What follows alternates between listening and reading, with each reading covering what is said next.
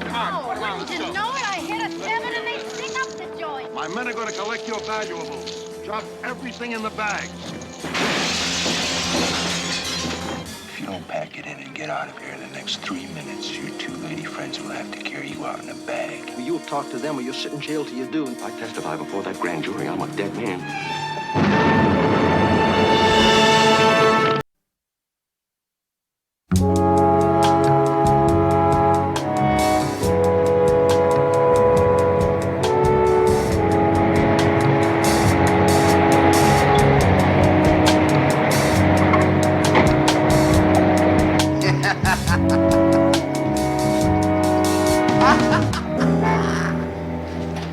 Send Mr. Proctor's car up right away, please. Hey, Jimmy. Hi, Mr. Proctor. Hope you had a nice evening. Your car will be right up. Double or nothing. You got it. Call. Heads. It's mine. Okay, baby. Where do you want to go now? Anywhere? How about Rio? Sure. Then London. Sure. You know, somebody told you I was made of money. Money, money, money. And anything else that's nice.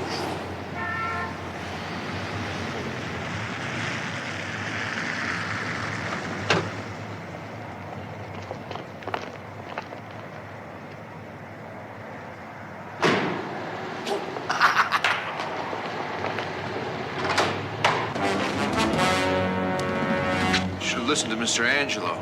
Mr. Angelo wanted to help you.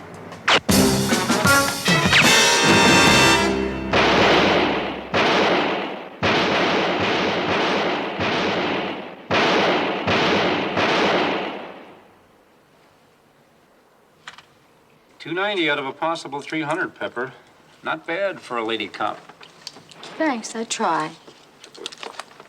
Crowley, you should really work on your shooting. I threw in a few points so you don't have to shoot again. But man, I hate to be your partner. You're terrible. Don't feel bad, Bill. Lose it. Listen, I'll buy you lunch after the meeting. That'll cheer you up. I know it'll cheer you up.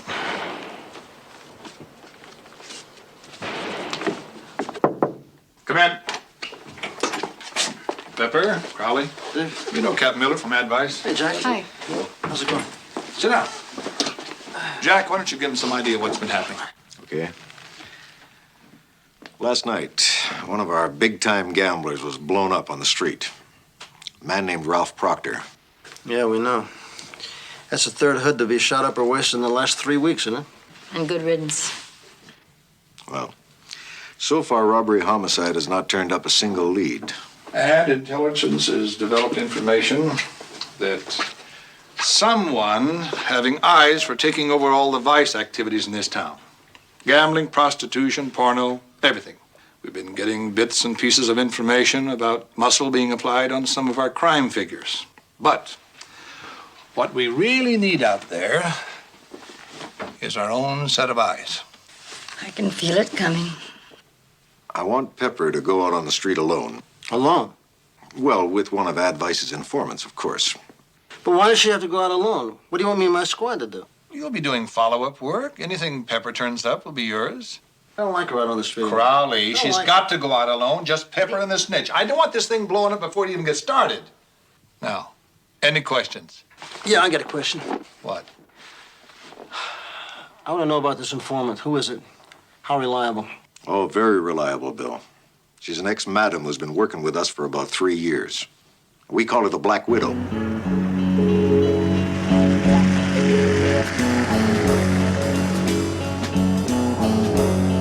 Linda? Pepper? Right. They said you was pretty.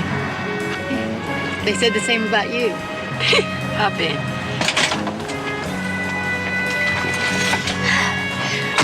I like your outfit. Thank you. Same here. Thank you. So much for amenities. Oh, one question before we get going, because you never know where we might end up. I hope you left all your ID home. I got nothing on me but my money and my favorite perfume. Okay.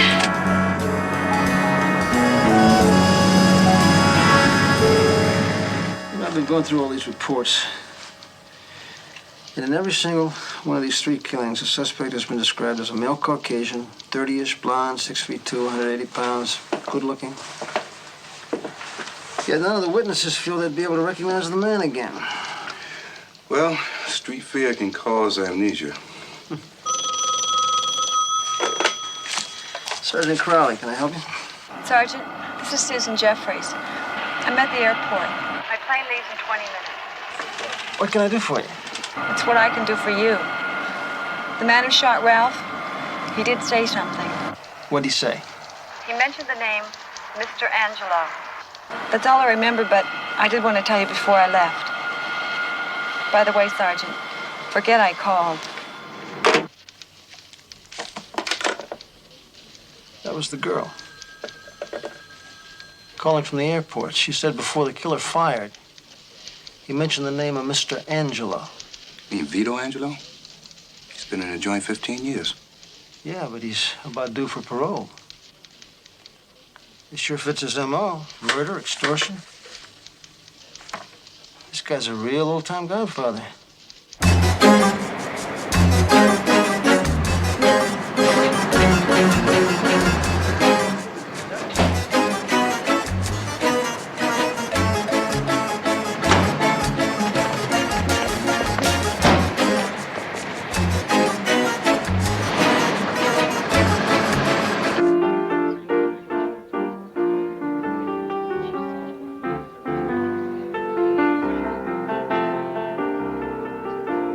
By now, this place should be crawling with ladies.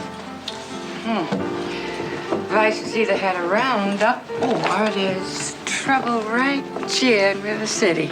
Let's take a booth and stop the rush. Don't let it come as a surprise to either of us. The stampede, that is. Come, I love it.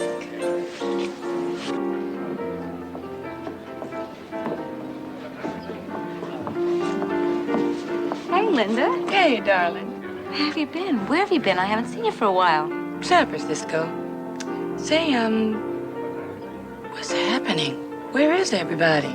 Lots of tricks, no chicks. Don't know. What'll you have? Brandy and soda. Yeah, I have the same thing. Okay, I'll be right back if I can squeeze through these animals. Right. She's not kidding. Heads up. Few girls realized you could be sitting on $1 million. In fact, I think you are. Oh, seriously, we're geologists. And I think we have discovered oil. May we join you? Well, okay, but we're here for only one drink. Good, good. My coat. Oh, Boy, you're really built for a girl. You like sports? Sure. Boy, do you ever have a way with words. Just makes me feel like I'm right back home in Bowlegs, Oklahoma. Thanks. my name's Doug. My friend here is Jeff. And we are happy to be sharing your booth. Hi, Doug. Jeff. Well, I'm Linda, and this here is Pepper. Hey, you know, this place has been like a morgue till you two walked in. Where's all the ladies? You tell us. We just came in for a drink. Well, don't get the wrong idea. Everybody in town knows this is the kind of a place where girls come and guys... We understand, but you got this situation wrong. You see, we're just here waiting for our husbands. It's very close to their offices. Oh, I should have known anybody as good as you would be married. We'll just go back to the piano bar. Bye. Hey, you still in the oil business? Sure. See the brunette over there? They tell us she's a real gusher. Thanks.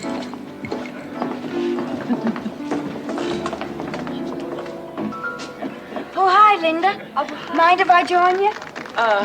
Be my guest. Margot Blake, this is Pepper Turner. Hi. I've seen your sister Lana. You new in town? San Francisco. Here to see my brother. Say, Margot, what is going on? This place is like a morgue. Everybody's staying home, I guess. The word I get is, you know Ralph Proctor? Right. A high roller? He got blown away the other night in front of the bar. They say that Proctor refused to join the company, which the way I get it is a group that's buying up everything in town.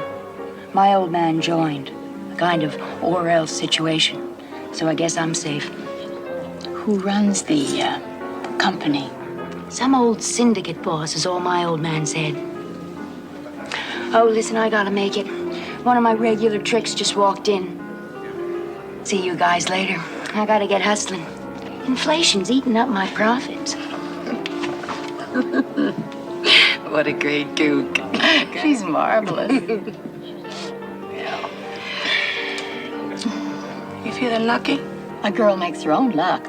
How about a little gambling? We could split our winnings. Okay, mine's off the top. You're on. Oh, hey, what about our drinks? Oh, just leave her a tenner. $10? Crowley's not gonna like that.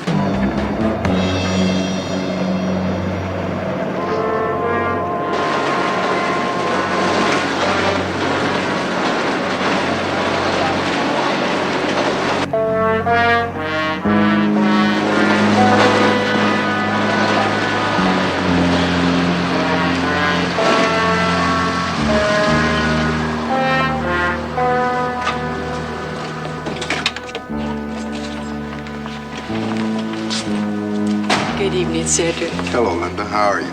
Just fine. That's good. Busy night. Yep. Good evening. May I see your purse? Oh, sure. I hate to come here in a cab.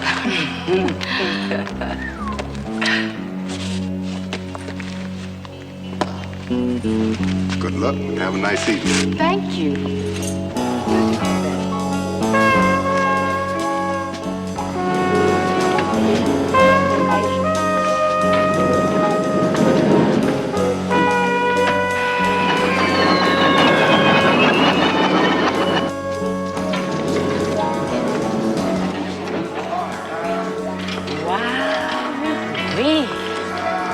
I've heard about places like this.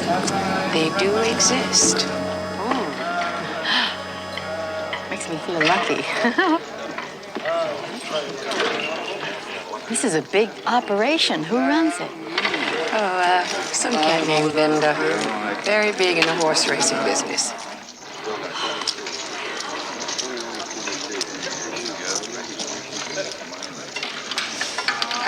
$10 is the minimum bet.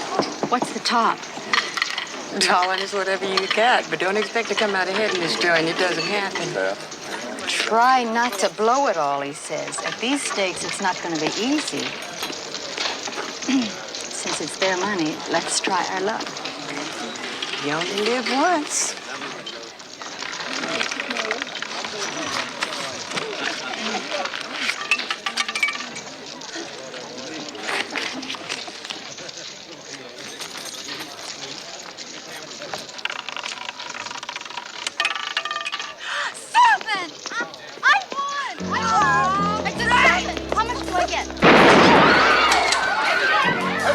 Munzo, against the wall. Come on, come on, let's go. Didn't know it. I hit a 7 and they stick up the joint.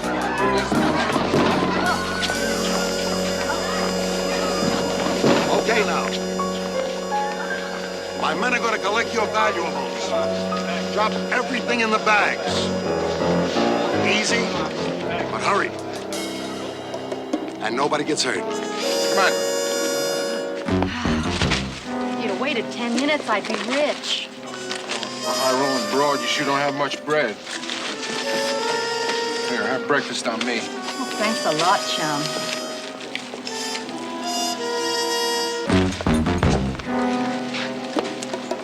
You have to tell everybody? Come on, come on, come on, let's go, let's go. In there, put it in there now. Come on. Let's go, let's go. In the bag, that's it. That's the necklace too, please. Let's go. Let's make it fast. Right there. Okay. And a little white baggie. All of it. That's good. Ladies. Okay, let's move it.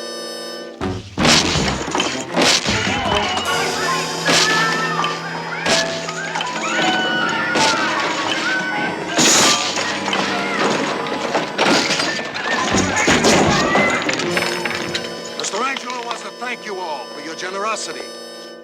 And you dealers, he suggests you find employment elsewhere.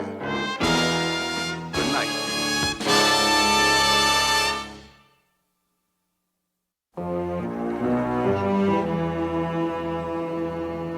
Mr. Bender, I'm Sergeant Crowley of the police department. Would like to talk to you, please. I had some cops this morning. Don't you guys talk to each other? Well, we just have a couple of questions we'd like to ask you. May we come in? Possible to keep you out? Thank you. These are investigators Royster and Stiles.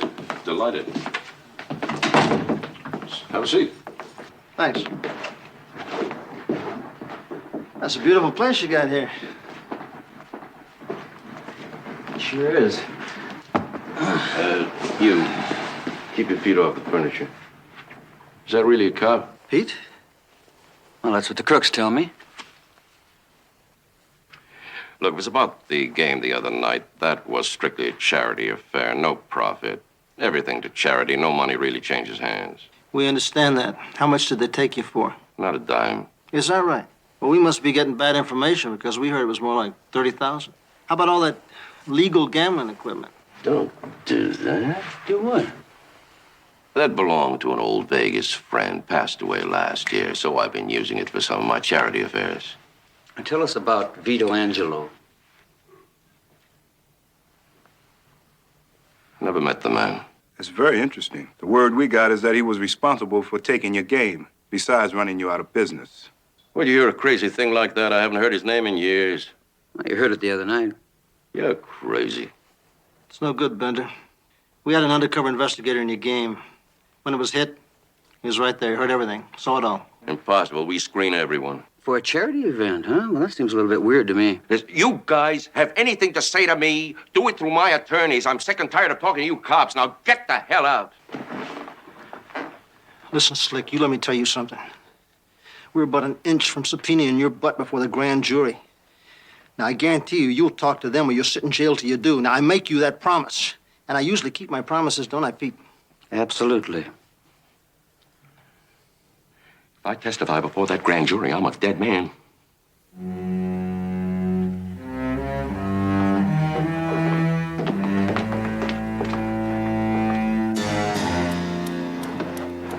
You understand where my head's at? Forget it. I don't know nothing. Now get out. Let's go.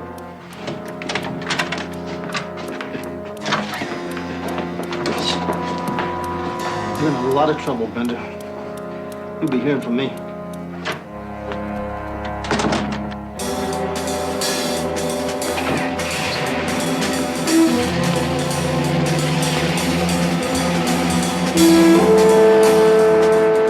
He sure is an early bird, ain't he? 12Y51, we're moving. Bender's headed downtown. 12Y50. Roger, we're on our way to meet the friendly. We'll join you as soon as we can.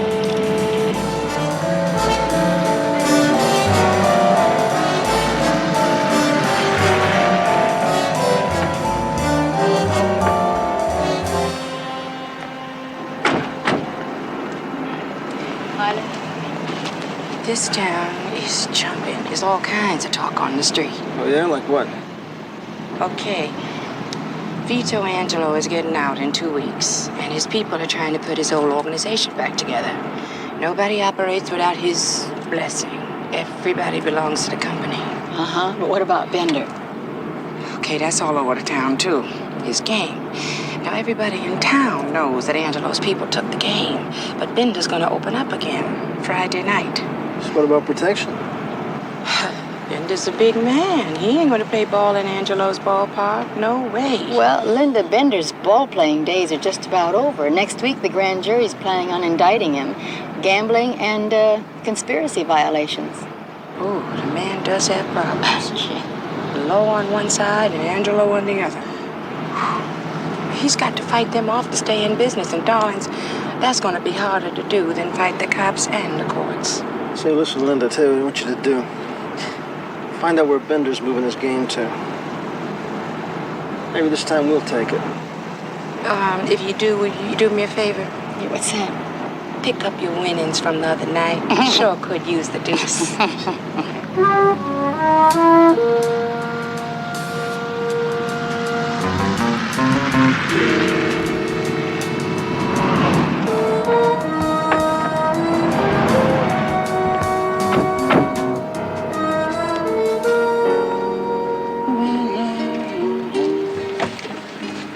Hi, Joe.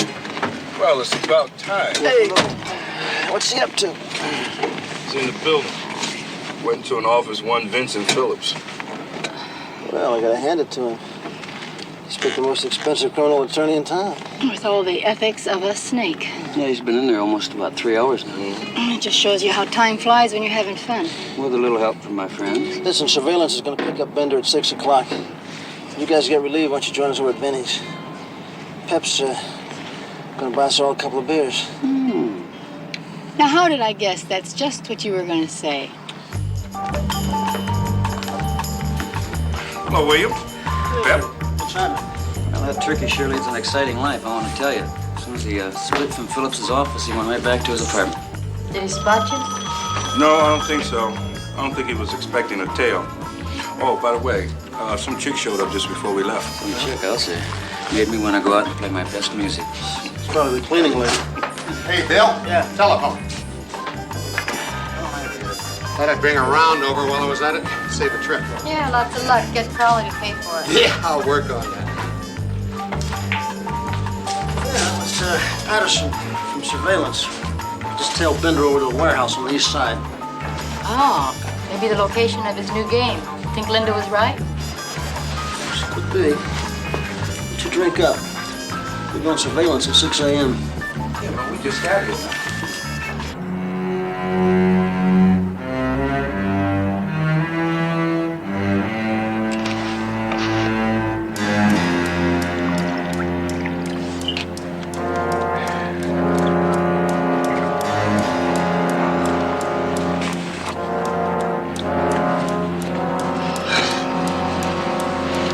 Want some more coffee?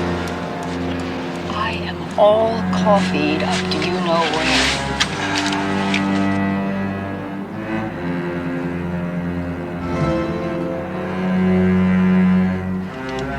Heads up over there. He's on his way out. Roger. We got it.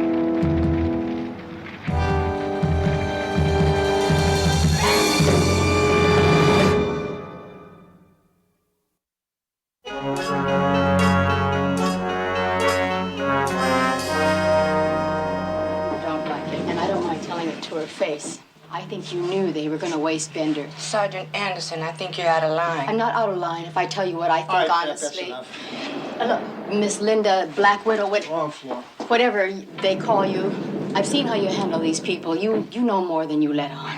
Now, you listen, darling, and you listen good. You listen. Why don't No, you just cool it? wait a minute. Cool it, Just wait a minute. Yeah, I'm out on the streets. But like my grandmother used to say, you can't see the forest for the trees. You can't feel the wind for the breeze. My grandmother says you let us down. We weren't supposed to let Bender get wasted, right, Bill? Right. Or she could have warned us. I would have if I had known. Well, you knew. I didn't know Knock it off, somebody... both of you. Knock it off, will you? You're in a police building. You're not backstage at Union Burlington. Now shut up, both of you. Come on, sit down. Bill? What? What? It's okay, go ahead. SID didn't have much to say. That the bomb was rigged to the speedometer. Yeah? Yeah. And your hunch on Phillips was right. Same Vincent Phillips who was almost disbarred 5 years ago. And suspected jury tampering. And he's Vito Angelo's attorney handling his parole. And his client, Mr. Angelo, has done just about everything. Born in Sicily, and his folks moved to Chicago, where he became involved in the crime scene in the early 30s. He then split here in the 50s. He had a lock on just about everything until they shipped him to the joint. Has he got any family now? His wife died 2 years ago. Son living in Hartford, Connecticut, with a wife and 2 kids. They changed their name and they're clean. And parole coming up, huh? Yeah. Linda? Yeah. I want you to start thinking. See if you can come up with some names of places for me.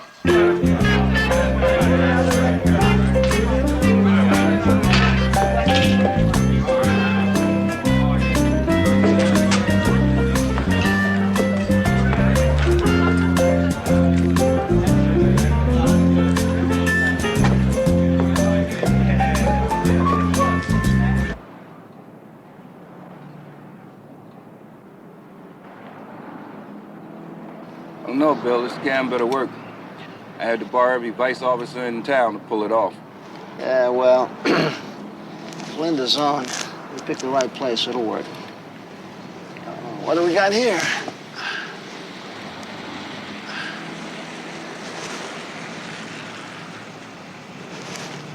This could be our man.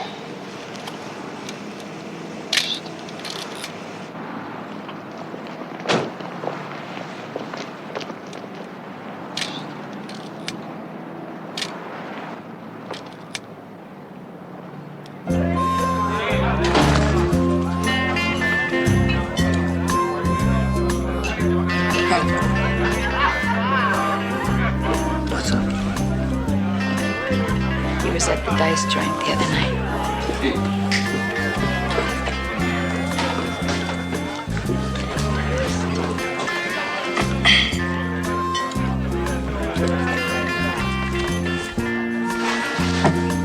Make yourself to home. Are you taking action? Action? What kind of action? $500 bet. On what? On you. If you don't pack it in and get out of here in the next 3 minutes, your 2 lady friends will have to carry you out in a bag. Giving any answers? You won't need any. I don't think he likes us. He used to call us ladies. Look, Mr. What did you say your name was? Smith. Mr. Smith, we're only little people, you know what I mean? I mean, I have a boss who tells me where to go and what kind of action to take. It's that simple. Now, if you want me to split, far out, you know, but somebody else is going to be here tomorrow. Just as sure as there's smog in L.A. Well, how do I get in touch with your boss?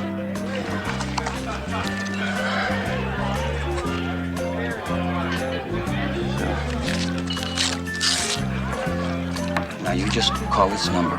This is service. I wouldn't take that. You see, I'll make you a bet.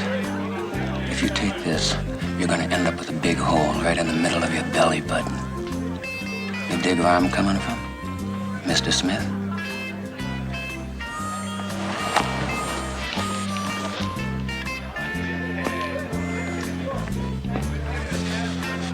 Oh, darling.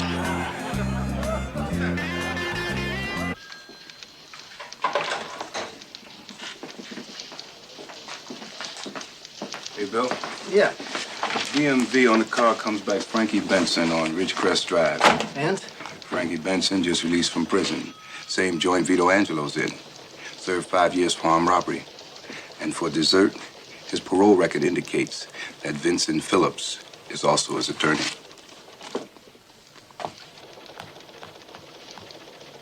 That's pretty heavy.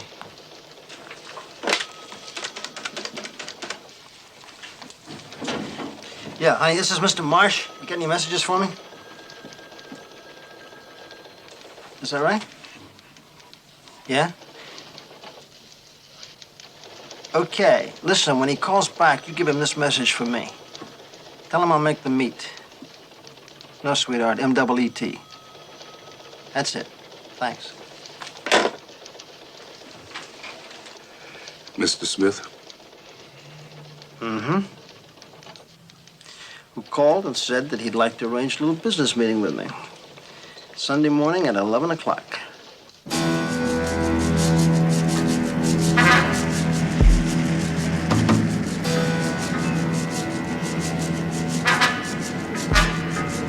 The dark suit. He was calling the shots when they hit the casino.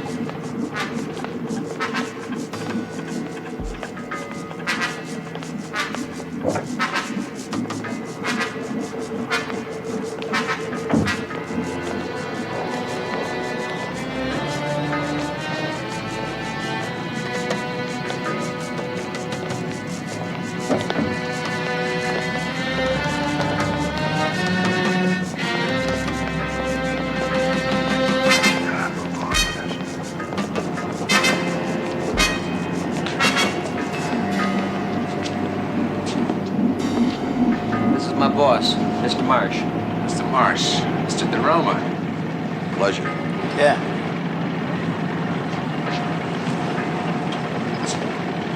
I understand from Frankie here that you have a few, maybe more than a few, handbooks operating around town. That's possible. Well, some of my friends have, let's say, joined together to form what we call a company. It's as good a word as any, right? It's as good as any, I guess. Now, this company has franchises available for the smart investor who plans to stay in business, make a pretty good profit, and live long enough to enjoy it all. Now, what we're doing here is offering you one of our exclusives. How much is it going to cost me? And what do I get in return for my investment? Hey, no investment. We get 60% of your action, you stay in business. Oh, plus free bookkeeping service. That way we know you're not, how do you say it? Cheating the company? All right, okay, now let's see if I got it in my mind. If I choose not to join your company... Hey, we can't be responsible. I mean, you're liable to meet with a terrible accident. Understood? Oh, yeah, I think I got that. Yeah, I think my partner and I've heard enough. What do you say, partner? More than enough, Sergeant. Yeah, you're under arrest.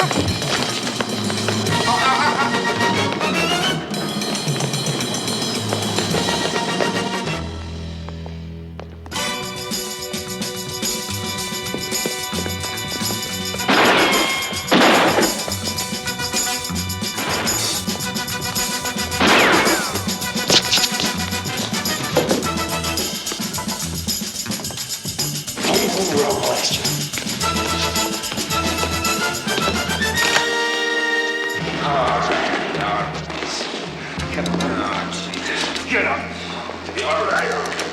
I've got one of your cops here. Anybody gets in my way, he's had it.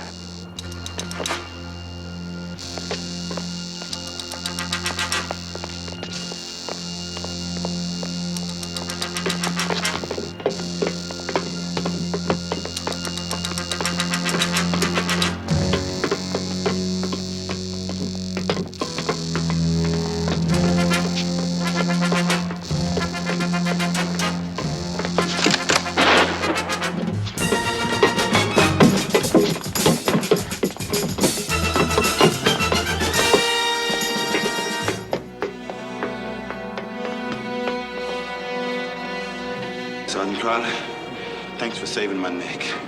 Forget it. You know, I never could have made a shot like that. How long you been shooting expert? He's been a sharpshooter now for a long time.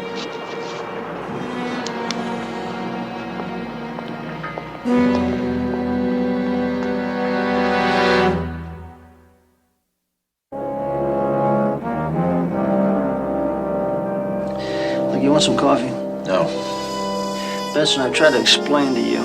Maybe he doesn't understand, Bill. Maybe you don't understand. I'm interested in your boss, the guy that caused the shots. So you're interested, so go find him if you can. Leave me alone. You can help yourself, and you know it. Now, you're way down here somewhere. We're after the man on top, and you know that. You're headed right back to prison. Conspiracy to commit murder and extortion. What can you do for me? Bill? Yeah. Pep? Can I see you a minute? Vincent Phillips. Yeah, what can I do for you? Has my client been informed of his constitutional rights yet, Sergeant? You can take odds on it, Counselor. Then why are you still interrogating him? Now, what kind of dumb cops are you? Oh, dumb. Very dumb. You must have a third nostril that helps you smell out extra dumb cops. I want to see my client. Now. Be my guest.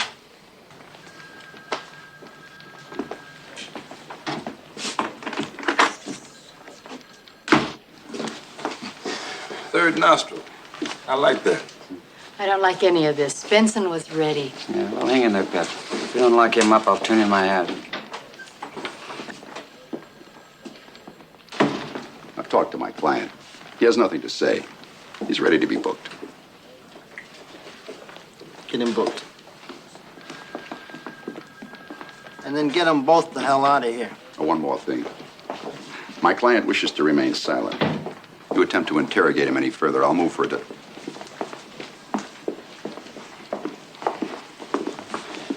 think it's time we made that little trip.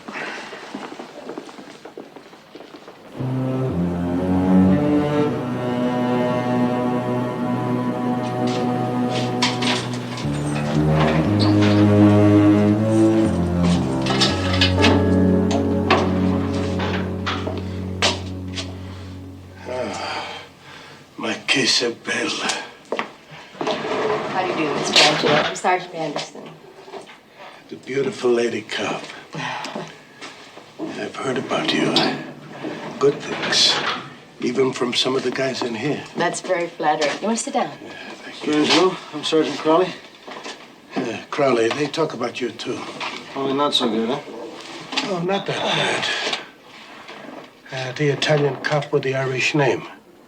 Yeah, well, I really only part Italian. I had an Italian grandmother. Better than nothing, huh? Well, what can I do for the cops? Me, Vito Angelo. There have been several killings in the city recently, gangland style, and your name's been linked to them. My name. Look at me. The body, the eyes, glaucoma. I can hardly see no more. I'm sick. I'm old. All I got left is my name. Mr. Angelo, are you saying you know nothing about this? I didn't say that. The walls talk here. With word from the outside, it comes through the concrete, the bricks loud. The walls, they told me about this. Hey, Angelo, they're using your name. Do you have any idea who's behind it? No, I'm like you. But I'd like to find out. You don't trust me, do you? Yeah. Mm-hmm. Then tell them here to let me make a phone call tonight. I'll get in touch with somebody who can help. We'd appreciate that. And I appreciate the visit. You know, it's cold here all the time. And it's dark. Every day gets a little darker. But your visit is like a little ray of sunshine in this lousy hell.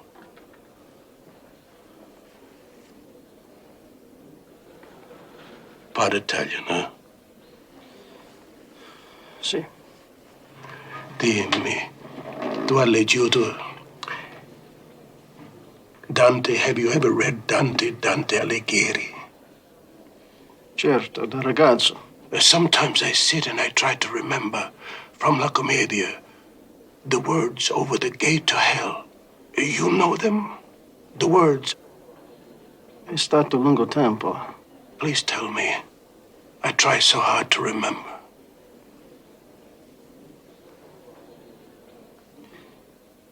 Per me si va nella città dolente. Per me si va nella città dolente. Through me one passes into the city of pain. Per me si va nell'eterno dolore. Through me one passes into the eternal sorrow. Per me si va tra la perduta gente. Through me one passes. Come si dice in inglese giusto? Among the lost souls. Tra la perduta gente. Among the lost souls.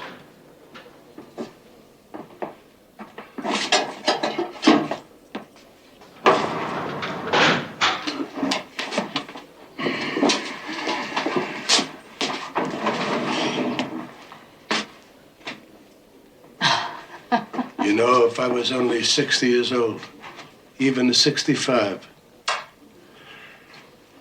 Thank you, Mr. Angelo. Thank you. Ciao. Ciao.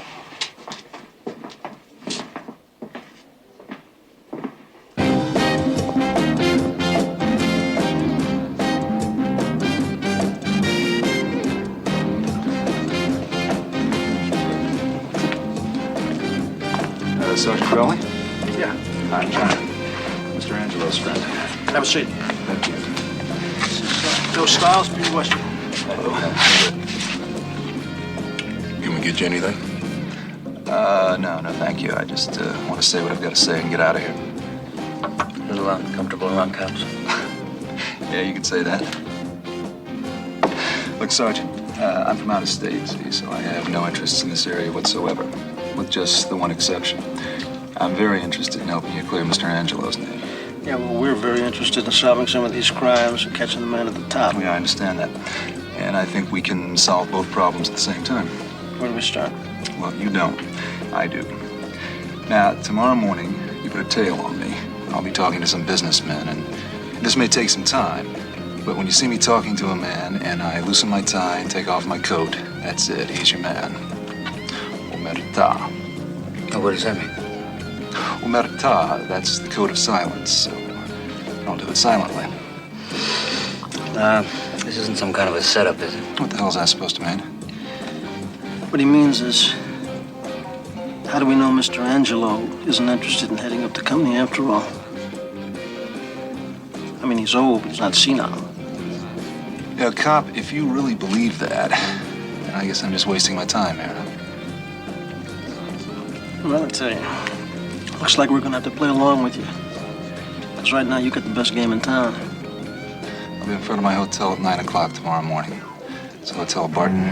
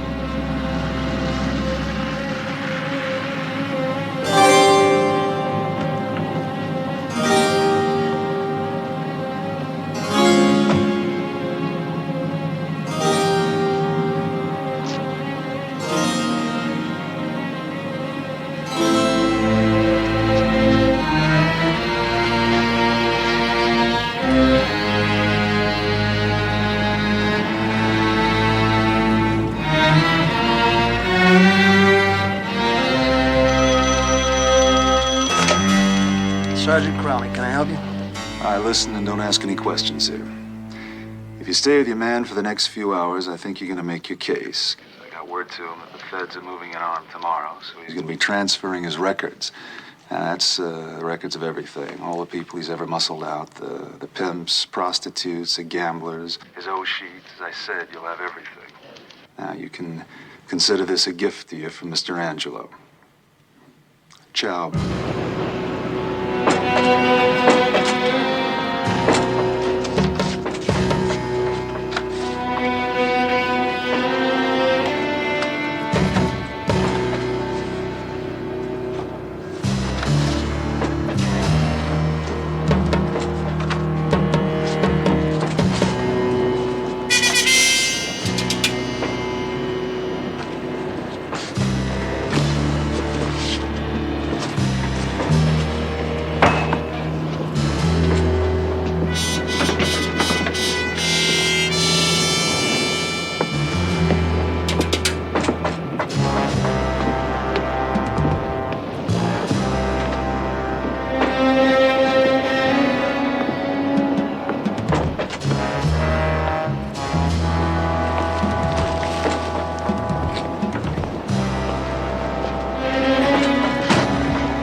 Take the box, Counsel. What the hell is this? What do you want? I want the box.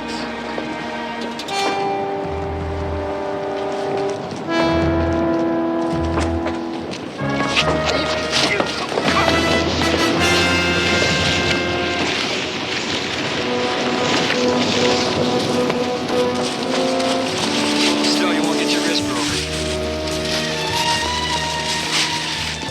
Get him out of here before I kill him!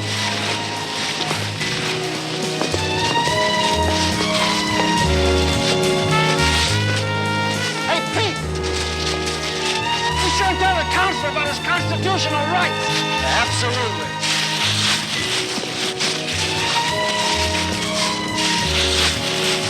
Bill, I think we got the most important stuff right here.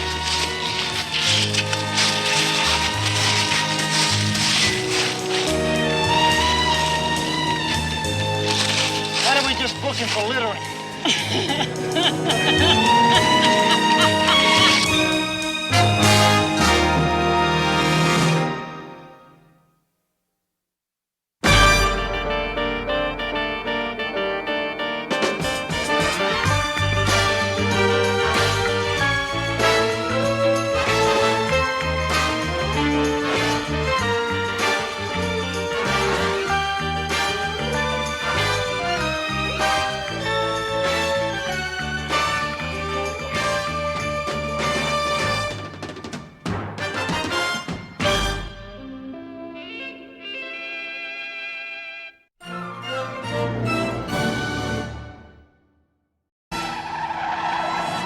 I've been playing everything on these sheets.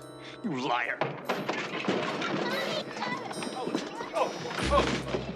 It's supposed to look legal, but all the money that Tommy Donlevy makes, he never sees it. Well, shitty, I'd take good care of him.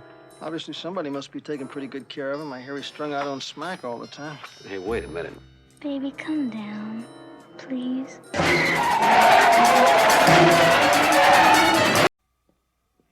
Okay, Tommy, playback's ready. This is absolutely ridiculous. It doesn't fit. And don't talk to me about how much it cost. The sleeves are falling off, and I want a red one. Now get out of here. Hey, Tommy, why don't we sweeten the Fender bass when we overdub the vocal? All right, let's do the vocal again from the instrumental. The first part was all right, wasn't it? Roll it. Get out of here!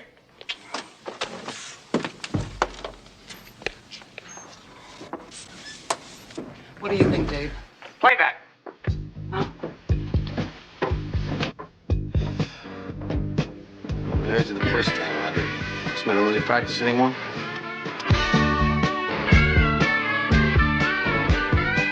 I watch it fast as they roll on.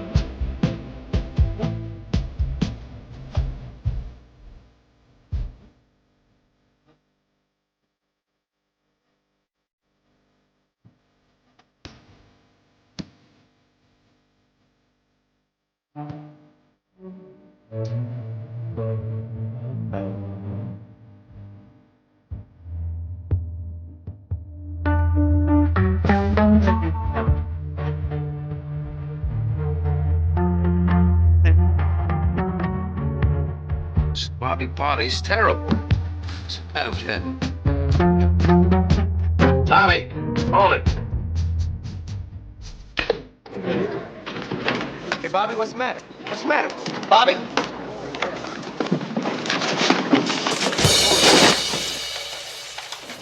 Bobby? What's the matter? You know how many people die, how many PMs we have to perform. Besides, what's your big interest in this? Well, I got a pretty good idea. My badge still says cop on it, remember? And my interest is job-related. We've been assigned to investigate drug trafficking in the record business. Beats working. Potter, Robert Frederick, age Yeah, 22. You're pressed for time, I'm pressed for time, okay? In words you understand, diabetic coma. Potter was a diabetic. That we established. You get copies. I'm way over budget for the month. You keep tissue samples for a minimum of what, 3-4 months? Back off, Crowley. I have 3 customers stacked up in there. Yeah, well, there's nothing here about a Dietz-Hupper test. There was no reason to suspect heroin poisoning. Any diabetic shooting heroin is committing suicide. Who's talking suicide? How long would it take you to run up a Dietz-Hupper test? How long would it take you to put your request through channels? Oh, come on now. You're not gonna put me through all that, are you, Dorothy? Calling me Dorothy won't buy you any speed, Bill. Hey, Linda, it's Bill. We're here.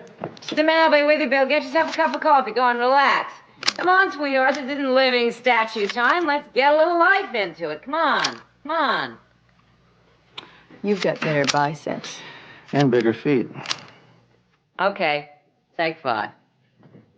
Hi, Bill. How are you, Linda? Nice to see you. This is obviously Sergeant Anderson here. Oh, hello, Sergeant Oh, Anderson. nice studio. I'm Linda Cam, Dame Magazine. Sit down. Okay. Is this all your stuff? Right. Oh, that's She's an exciting wife, isn't she? Yeah. Listen, honey, I happened to mention to Linda that we were starting a rundown on Bobby Potter. Right. Right. I told Bill that we were preparing a big layout on the chromium skateboard. Pull out the works when Bobby died. We had to postpone it. Ever since I've been hearing things about money, things about dope. When I add it up, it comes out to a big payola ripoff with Meteor Records and David Griffin in it up to their corporate ears. Yeah, those stories are always around. We've been trying to nail Griffin for years. I heard that Bobby Potter wanted to leave the group, that he wanted to blow the whistle. Isn't that interesting? Well, it does make it different. Yeah. So, we're sending you in with a chromium skateboard. You can try to pass me off as a groupie? You'll come to love it. What am I really going to be? Can you set up a meeting with your new interviewer here with Don Levy? Right away, I can guarantee it. If Dame Magazine gets the story. You set it up and you got the story. So I'm going to be a reporter? You're going to be Monica Bryant. Monica Bryant. I know that name. She works out of our New York office. But right now, she is spending a month in the Greek islands. Yeah. Listen, I know you're busy, honey. Set up this time and place and let us know, will you? All right. Bye. Thanks a million. Back in the saddle, Peter. Yeah. See you later. Hey, look, do me a favor, will you? When she gets here, just send her right up. Dave, you're pushing too hard. That boy's in no shape to see any reporter. The magazine's getting hot again. Tommy is still upset. He hasn't budged from that saxophone in a month. Bobby was his best friend, you know. Yeah, terrific. I'm his only friend, and he owes me 3 albums. I don't need more than a patched-up Bobby Porter memorial album to keep this roof over his head. Tommy's paid off to you. I take it 1 gold record at a time. You'd be doing yourself a favor, and the kid in there, if you try to convince him that he'd better get into a recording studio quick, before a whole new generation grows up that never heard of him. Oh, Miss Roth. I'm Monica Bryant. Of course. From Dame Magazine. Hi. I guess you've heard of Dave Griffin, Meteor Records. You're a friendly neighborhood record pusher. Who hasn't? How do you do? If you were selling something, Miss Bryant, I'd have to buy the whole line. Right now, I'm just a poor working girl, I'm afraid. In that case, I guess I better feed you. I'll pick you up for dinner tonight. Well, I might be busy. Oh, that's right on your story. Well, why don't you call me when you're finished here? Audrey knows where to reach me. Audrey. Take good care of Miss Bryant. That's your department. Is she terrific? You're very nice yourself. Tommy is still broken up. I mean, so don't expect too much of him.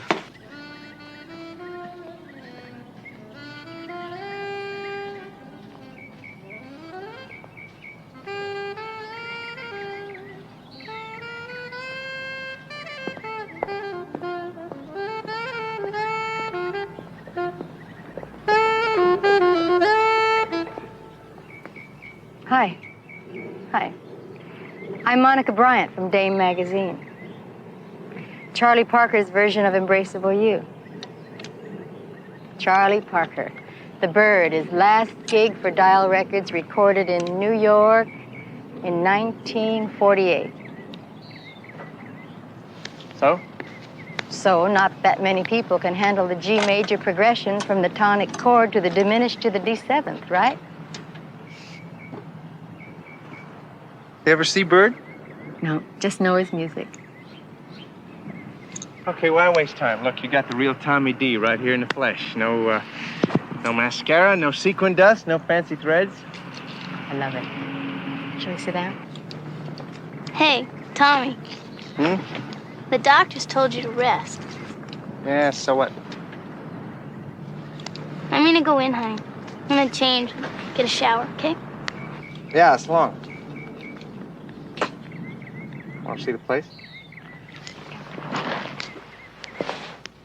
22 beautiful acres, perched high atop the gilded hills, and a scant 2 miles away from the ratty neighborhood where I was born and grew up.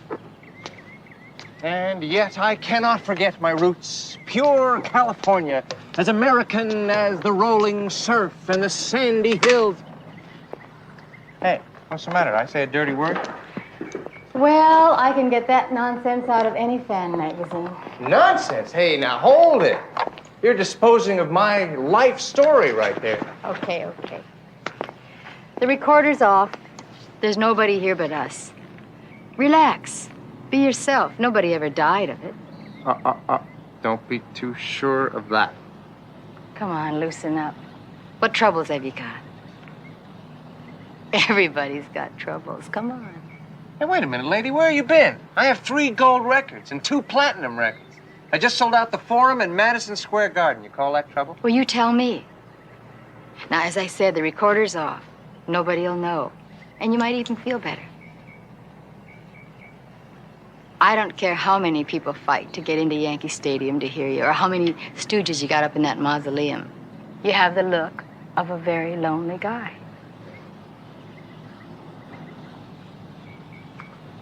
All right.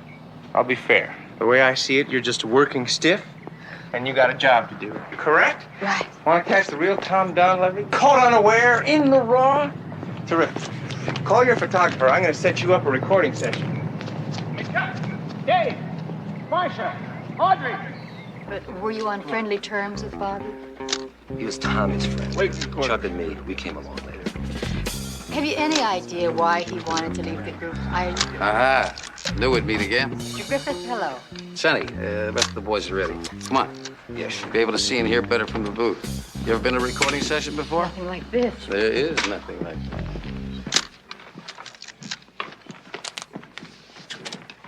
Would you mind stepping out? We're going to play now.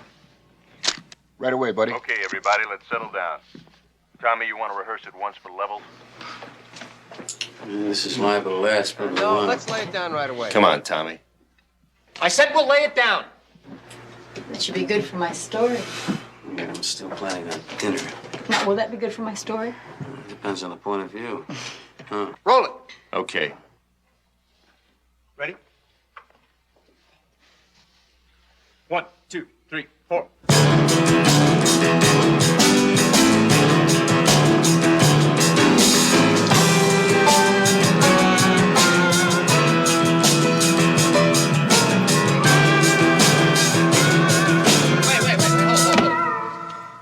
Johnny, I think you've probably met everybody here, right? We're not total strangers, are we?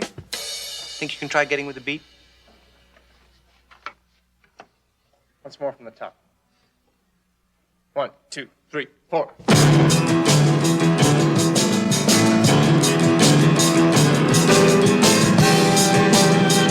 Stop! Hold. Are you gonna get with it? You can read notes, can't you, Maris? I've been following the chart. Look, I don't want to spend the rest of my life on this one lousy cut, all right? He's used to Bobby on bass. Hey, Johnny Maris is the best. I know, but he's used to Bobby. Period. Once again. 1, 2, 3, 4.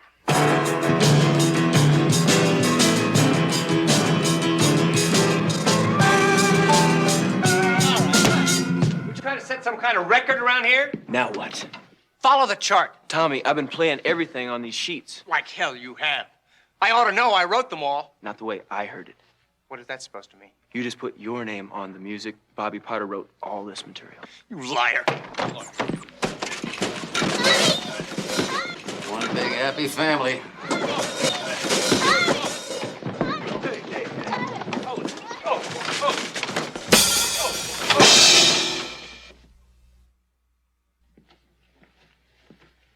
I don't know. I don't get it. Johnny Morris is the best in the business. I don't know why I had to choose him out. I don't know, Dan. No, it's me, you know. It's me doing it. I can see myself losing everything up. And I can't stop. I can't stop. Baby, come down, please. I just die when you're like this.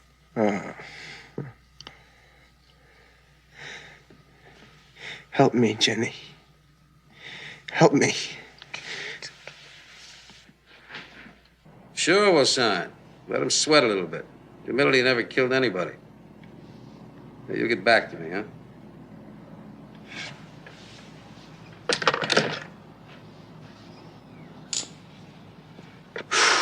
Oh, never quits. It'd probably kill you if it did. You're probably right, huh? I love it. I live off the tension, the excitement, and everything that goes with this business. For you, a vacation is flying to Europe to hear a new group, I'll bet. Wrong. For me, a vacation is flying to Europe to sign a new group. Yeah, I studied to be an accountant. Could you see me bent over a bunch of books trying to work out a tax savings and then heading for the valley every night? Depends what you got in the valley. Well, I'm not putting it down. It's just that I like what I have here. Here. Huh. Nobody lives here. It wasn't designed for living. What that boy said about Tommy's songs. To me, it's a place to let it all hang out. Did Bobby write them? You don't stop, do you? Just like you. First things first. A song. Who knows who writes a song?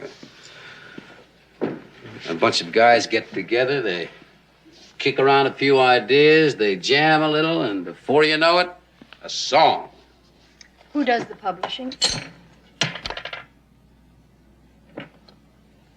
We have a company. We?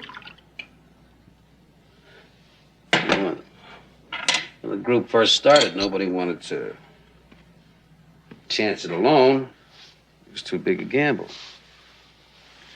You own the publishing rights. I share. I come. That could be the Stones looking for a new company. No way. No way. No way. Hello?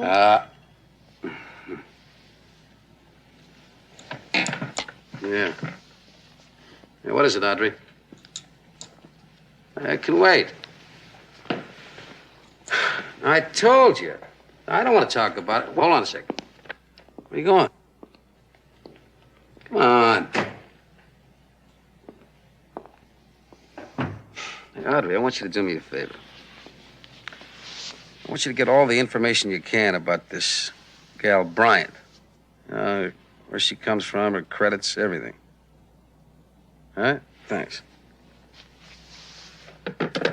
Bill, I don't know how we missed this. The deed suffer test. There was enough heroin in his system to account for his death. How soon do you want my report on it? When you get around to it. We got a deal going down right now. This whole thing may be wrapped up in a couple of days. You know how things are around here. You never catch up with the paperwork. Remind me to buy you a drink sometime.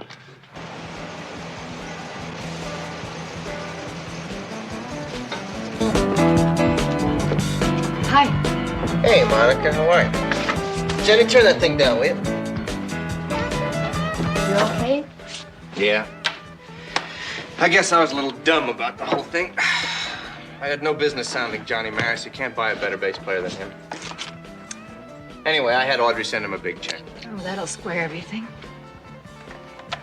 Look, it happened.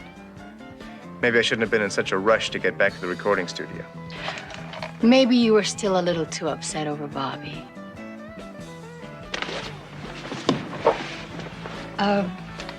Were you with Bobby before the record session the night he died? What does it matter? He was a diabetic, right? Yeah, what does that have to do with anything? Did you actually see Bobby take his own insulin that night? Hey, Monica, you want to take a little drive with me? Got a brand new set of wheels right outside here. Jenny just fixed it up for me. Jenny? Yeah, well, her father used to drive stock cars, and Jenny spent most of her young life following him around from one dirt track to another. Come on. Look at my bag. You stay right there.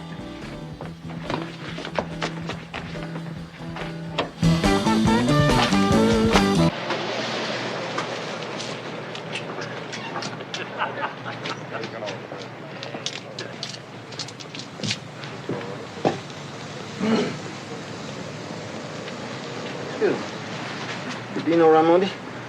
Yeah, what about it? Yeah, I'm Sergeant Crowley, Police Department. This is Investigator Stiles. Your parole officer's not coming, Dino. Why are you roasting him? He hasn't done anything. Look, miss, he's on parole, which means his parole officer has the right to interview him anytime he likes. Right, Dino? Please, Sandra, don't say anything. Sandra. Excuse me, are you Sandra Wortman? That's right. She is Mr. Griffin's secretary. Aren't you also listed as president of the publishing company? I'm not on parole, Sergeant. I must have the wrong slant on the music business.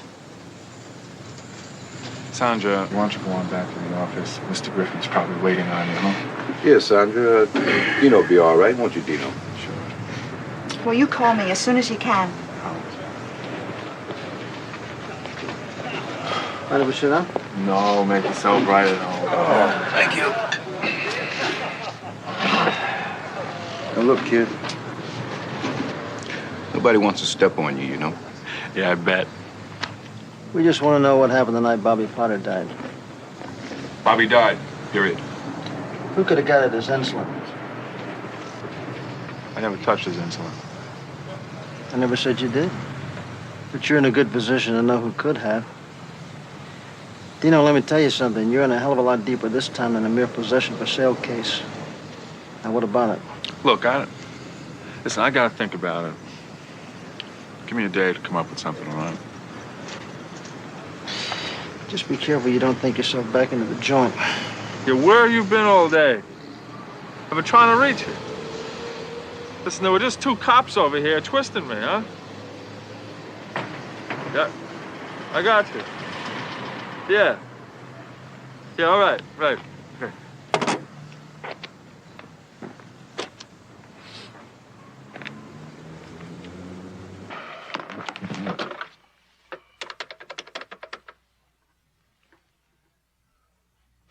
Jenny, David, I want you to do something for me.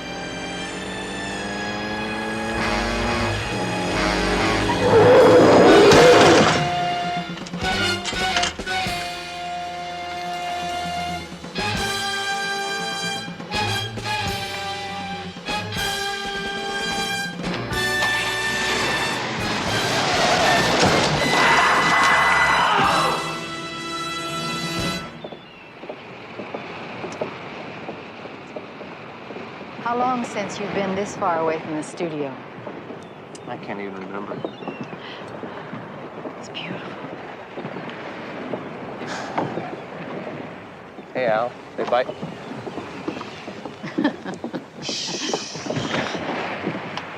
You dig this?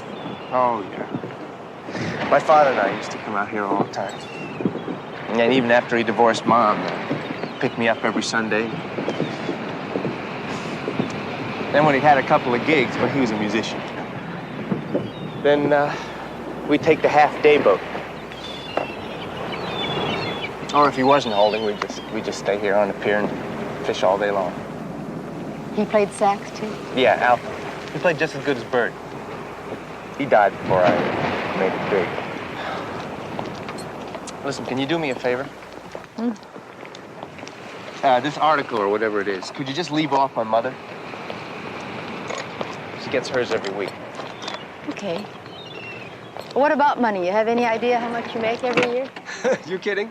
I can't even count that high. Well, somebody must know. Yeah, you're right. I got it made. The American dream.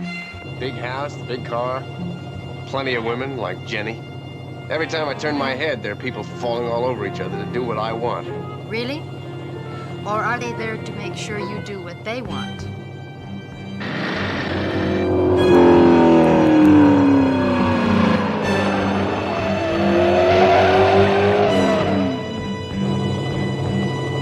Tommy. Shut up! Tommy. What's bothering you? Nothing's bothering me. Why did Bobby want to leave the group? What did happen the night he died?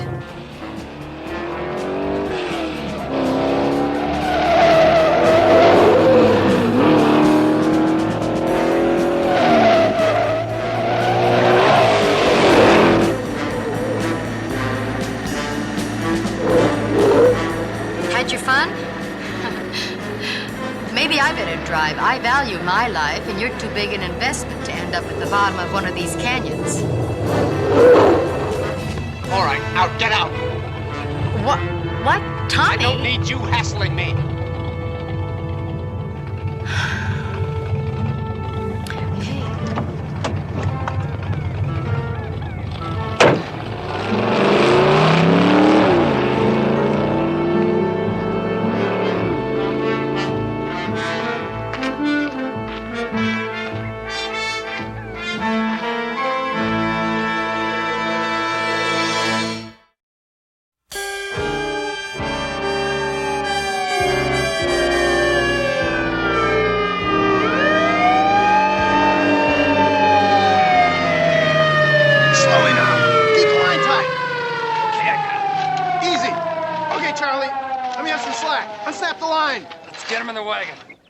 Bill? Man, I should have leaned on him harder. Shouldn't have given him time to think. Yeah, but you didn't know this was going to happen. Look, I know how you feel. I've blown my in with Tommy Donlevy. Yeah. Pep, I gotta go. I want to be there when they break the news to Sandra Wortman. Hey, man, quit pushing on me, will you? I told you I never saw him. But you knew he was there. No way. How many times do I have to tell you? There was a lot of people there. Cool it. Quit all this shucking and jiving. Like I said, man, I never made any games. Would you like some more? We didn't ask No, I'm okay now. I should have stayed with him. I should have been there to help him. Some was down and some of them was hurting. He ain't out of it. There are a lot of things a lot of us should have done, Sandra, but we didn't. We can't go back. I had to smart off at you. Everybody smarts over the cop, don't you? Yeah. See, I was trying to tell Dino that it wasn't him I wanted. Chromium Skateboard was scoring with him. Oh, he wasn't dealing. He had no choice. Who was leaning on him, Sandra? Was it Griffin? I don't know. It might have been. When Dino was busted before, he worked for Media Records. He was a promotion man. He called on radio stations. Look, Sandra, did Griffith get him the job with Tom Donlevy? You all strung out. I don't know. I guess so. Sandra, you're Griffin's secretary. You're also listed as an officer in some of his companies. I just sign forms, type minutes. Somebody has to do it. Yes, but you got your head together. Now, you probably got a pretty good idea what's going on, especially with Chromium Skateboard. It happens to a lot of groups. What happens to a lot of groups? Murder? Please. I know so little about any of this. Sandra, 2 people are dead. 2 people have been murdered. You want to help Dino? I said nobody can go back, but you really want to help Dino? Okay, here's your chance. It's all very complicated, and it's supposed to look legal. But all the money that Tommy Donlevy makes, he never sees it. They have papers his mother signed, agreements, long-term notes. Bobby Potter was making noises, right? He wanted an accounting. He was going to see a lawyer. Who's got these records? Where are they? In the office. But please, I don't want to go back there anymore. Okay. Sandra, listen, Investigator Stiles will take you home. He'll also call you as soon as the coroner will release the body. He doesn't have to. Of course I don't. But it'll make it a lot easier for you if I do.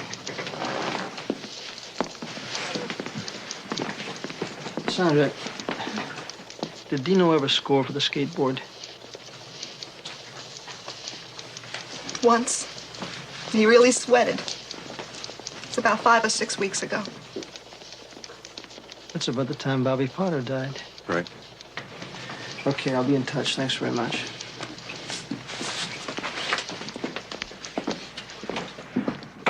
Hey, man, you've really blown your mind. You don't want no part of that Brian shit. Oh, climb off, will you? I have enough problems on my back. Yeah, well, I know. But you don't need her up there, too. I just can't think straight anymore. Well, we know how to fix that, don't we? Oh, that's terrific. That's just terrific. That's your answer to everything, isn't it? Don't you understand? I'm in big trouble. Well, what about me? Don't I count anymore? Okay, fine. Well, you're not walking, are you? Why not? You got a new old lady, blonde, and beautiful. I got you, babe. One or the other. Can be out of here in 5 minutes. If you go on one of those bummers, don't you come looking for Jenny. Don't split on me, Jenny. Get rid of that chick. Yeah, sure.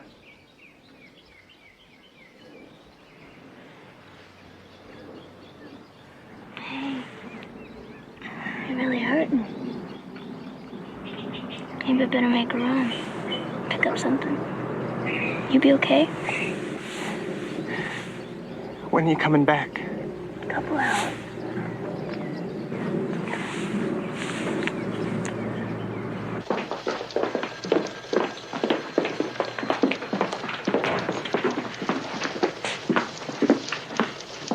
What are you guys doing? Studying for your finals?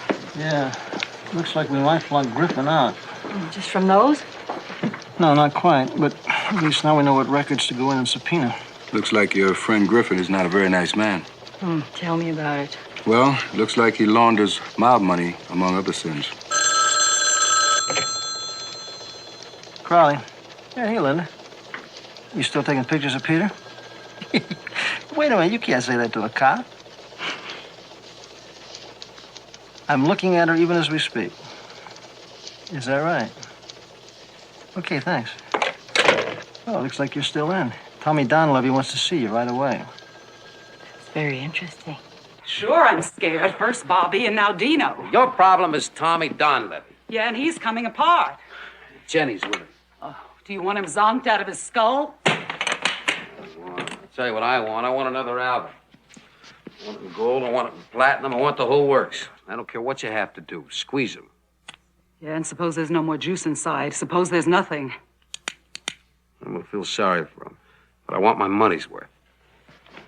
Well, what about that Bryant gal I asked you about? Oh, she's on the Dame magazine staff in New York. She wrote a novel a couple of years ago. Well, get me a copy of the book. I want to know everything there is to know about that lady. Hey, if she isn't worth it. I'll decide if she's worth it or not worth it. Give me the book.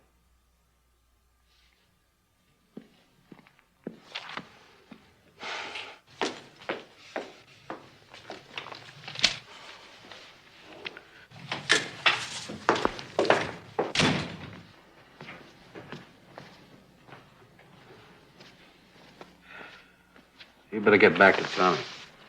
He's not going anywhere.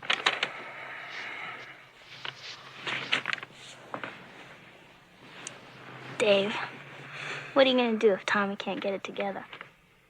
tough. On who? What do you think? Well, you got a contract. You gotta pay him. Not if they bust him. It's standard in every contract.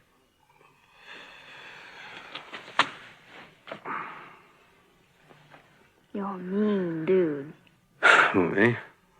Mm-hmm. I love mean dudes.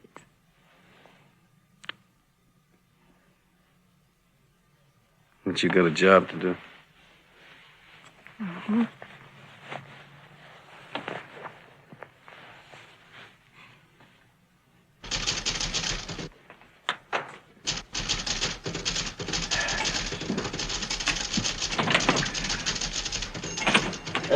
Mr. Griffin? Yeah. Yeah, I'm Sergeant Crowley. It's Investigator Stiles. I'd like to have a little talk with you, please. Inside? What's your name? Cloris. No calls, Cloris.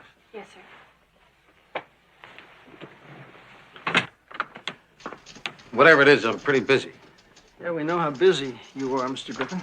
You see, we're conducting an investigation, and I need to take a look at your corporate records for Chrome Publishing Company, TD Recording, Skate Management. Wait. Not without a court order. Come on, Mr. Griffin. I think you're well aware that corporate records are open to the public scrutiny, aren't you? What do they say about fighting City Hall? You lose. Yeah. Rolling Wheel Productions. Give me the list. You can look all you want. Everything's straight. Fine, then you got nothing to worry about. Better not. I pay a big retainer every year to make sure of that. Legally, I'm clean. What about ethically? Ethically? Are you kidding? In this business, they made rich men out of a bunch of kids that should be pumping gas. Unfortunately, 2 of those rich men are dead, and the 3rd one's strung out on drugs. I'm nobody's mother. Yeah. What kind of an accounting did Bobby Potter want? What does that mean? I don't know. I'm just trying to establish fact, not a rumor. What about Tommy Donlevy? He ever get out of line? Well, shitty, I'd take good care of him. Obviously, somebody must be taking pretty good care of him. I hear he's strung out on smack all the time. Hey, wait a minute now. I don't have to listen to this. I'm going to ask you gentlemen to leave. Yeah, you're right, Mr. Griffin. You see, we're just trying to do our job, and sometimes we get a little carried away. Fact is, we're going to need your permission to have these records copied. You see, without your permission, I'm going to have to go down and get a court order and come back and confiscate them. It gets to be a big hassle. I'd like to avoid that, wouldn't you? Or would you? Go ahead. Thanks for your cooperation. Sorry there are no pictures. Well, see, everybody says they love me so much. Audrey and Dave and Jenny. And I tell myself they need me. But you're right. They're all into me. It's spelled money. Ah. When did it all start, Tommy? With Bobby? Before, I think. Bobby always used to say, here we are writing songs about truth and honesty. All the heavies. And what are we doing? How are we living? He was going to quit? Yeah. I wasn't ready for that. We'd been together since we were kids. The night he died, do you remember something? We had a big hassle over something. Jenny gave me all the details about that. I remember Dave kept telling me, don't worry, Bobby isn't really going to split. You see, there are a lot of things recently that I just can't remember. Other people tell me about them later. Things like what? Like last night. I'm really sorry about that, Monica. You know, it's just that sometimes people, they get to me, and I don't know what I'm going to do next. Did you come right back here after you dumped me in the canyon? Then what? Then I got spaced out, you know. No, I don't know. And you're going to have to be able to come up with something better than that for the police. Police? Why the police? Tommy, this is the real world. A boy was killed. People have to know why.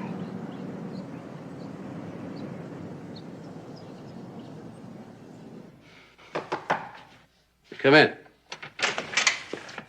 Mr. Griffin, Miss Roth brought this by for you. Oh, yeah. Thank you. Thank you.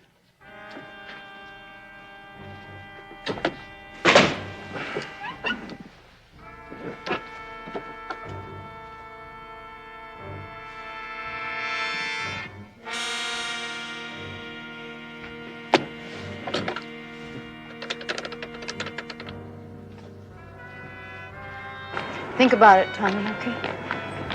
Thinking is too much effort. Hi. Did I miss anything? You never miss a trick. Call you later, Tommy.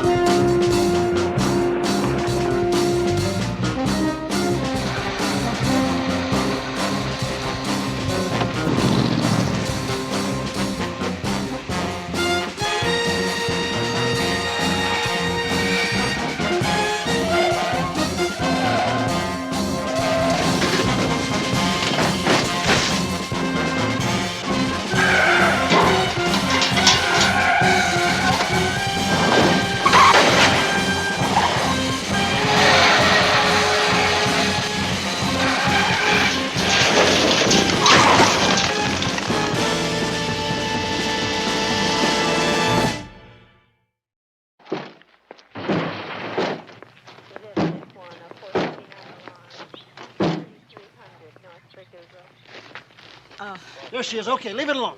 I'm fine. Oh. Wait a minute, hold. Here. Oh. Here, just take it easy, Pep. Here, give me a hand. I'm telling you, I'm okay. It's okay. I'm okay. I'm all right. Oh. You're okay. Look at my car. It's a mess. Look at it. I need my car. Oh, somebody get my shoes and my purse. Get my shoes. I'm telling you, I'm all hold your arm right. still, will you? Hold your arm still, will you please, Pep? Look at my car. My car is what's ruined. Just relax I'm and let fine. him examine you. I'm all right. We know Now your it's mouth the- still works.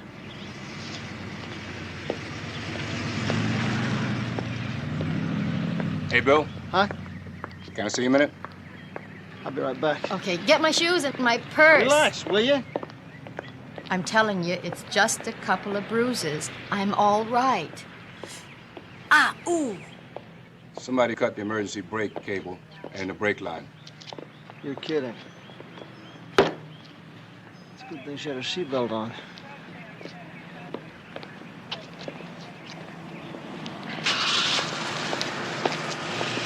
Should she be sitting up like that? Well, it's hard to believe, but she seems to be all right. See? I think she should stay off her feet for a while, though. What do you know about this? I don't know anything Somebody about cut the brake lines on her car. Now, what do you know about it? Did you have anything to do with it? it. It had to be Jenny. Well, she'll tell you. I was driving up the hill. I saw her. I stopped to help her. I was the one who phoned the ambulance. Are you sure she's okay? Yeah, just let her take it easy for a little bit, for a little while. You want to join us up at the top of the hill for a little conversation? I wouldn't, but if you insist, I will. You can ride up with Investigator Stiles. Joe, take her up. Okay, come on. Take it easy. Ooh, yeah, I'm all right. I'm fine. You realize how close you came in? Yeah, I noticed. I can't take many more of these. Here you go, Pep. Oh, thanks. Okay, Miss Roth. Now, you want to tell me what you know about Bobby Potter? Well, what about Bobby Potter? I don't understand the question. You mean you were not aware that he was going to knock down this sweet little deal of yours? Who was in on it? Let me tell you something, Miss Roth. Now, we have ways of getting to the truth. We just subpoena you before the grand jury. But we're offering you immunity. There isn't much time. We still don't know where Tommy and Jenny have gone. I don't know. I swear I don't know. Then why don't you just start by telling us what you do know? If I were you, I'd listen to him. You don't have to go to the end of the line with the others. You can do yourself a favor. Well, I guess you could say I was part of it. Who wouldn't? We had a good thing going, Dave and I. What about Dino? How'd he fit into it? He was Dave's man. He used to distribute drugs for Dave when he worked as a promotion man. And what did Jenny get out of it? Plenty. She enjoyed watching Tommy sweat. Oh, man, she's one bad chick. I have a pretty good idea where Jenny might have gone, one of two places. The office? Yeah. Does he keep a gun at the office? Yes. And he might use it. Let's have the keys. Miss Roth, we're going to put you under protective custody in a hotel room till this thing blows over. Yeah, Bill, Joe. I just checked out Griffith's apartment. Stake it out. You got it. Sergeant Crawley? Yeah. We got a radio message. The van was spotted on a supermarket parking lot over on Macon and First. We got a unit standing by. Close enough. Yeah. Listen, have your partner cover the back. You take the front.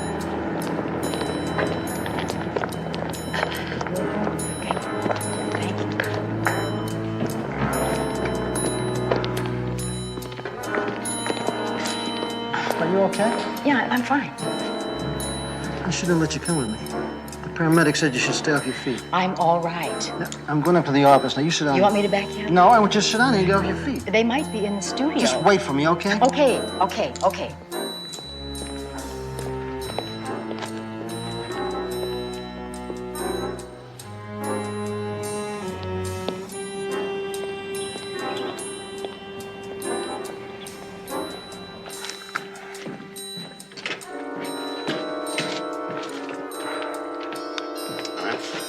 How long is this gonna take? Less than it took Potter. We haven't got much time. Tommy?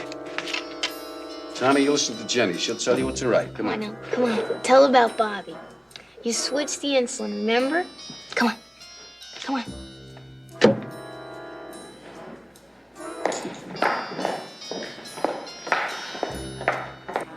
Tell about Dino.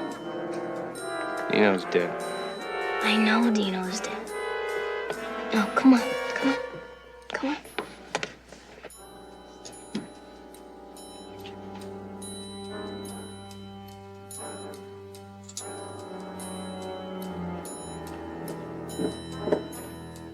Now tell about Dino. Come on. Tell about Dino. And put it down. Dino called. Dino called. You had to go meet him. He was going too fast. Come on. Too fast. He was going too fast. Come on. Write it, baby. Come on. Come on. Bill, answer the phone. Answer the phone.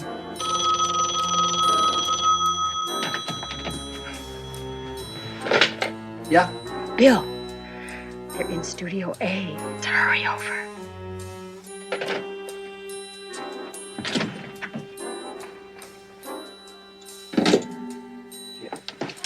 Get up, Sergeant Anderson. Get up. Come on.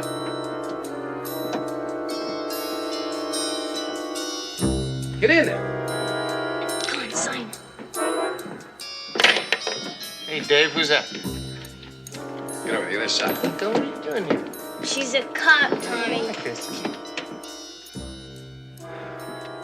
Come on, put it down. You had to kill her. Write it. Come on. No, You had to kill her. I'm not gonna. I can't. I won't. Write it!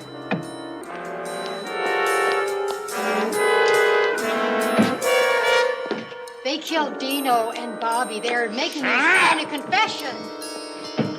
Freeze! Hold it right there. All right, now put that gun down. Put it down nice and easy. Let's go. Put your hands on top of your head. Both of you. All right, move around to the front of the piano. Move! Move! Down on your knees.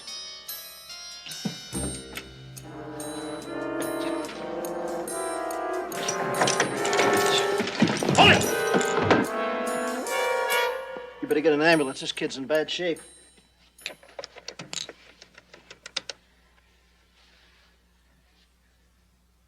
I thought I told you to wait. I was waiting.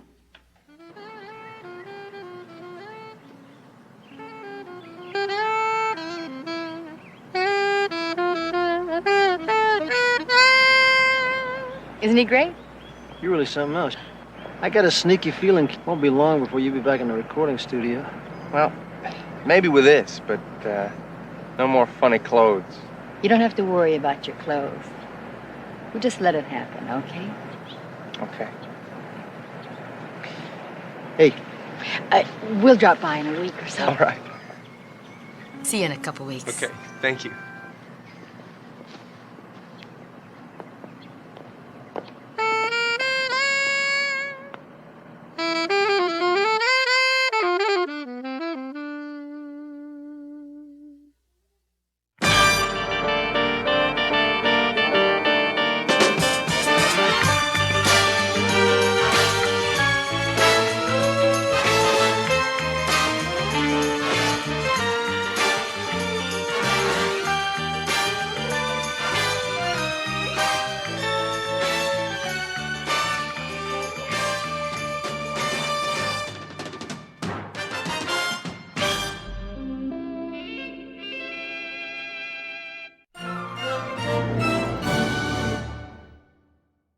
My sister is missing.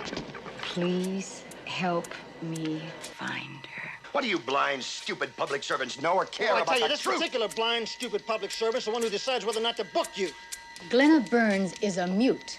She's different from us in only one way, Mr. Lord. She can't speak. I want an ambulance sent to 102 Crestview and make it quick. Look, I did not touch her. I do not know where she was staying. Operator, I'm telling you, she would never leave the phone off the hook.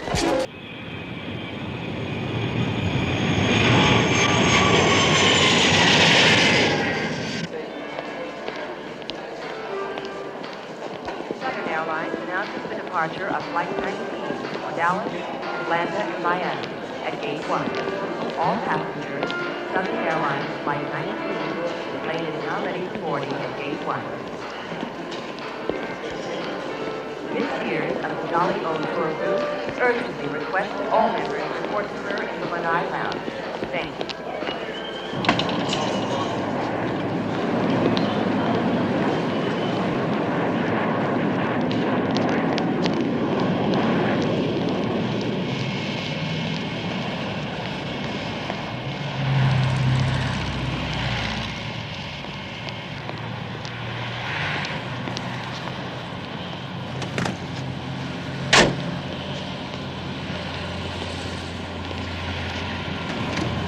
Where to, miss? No speaking English, huh? Oh, okay, I get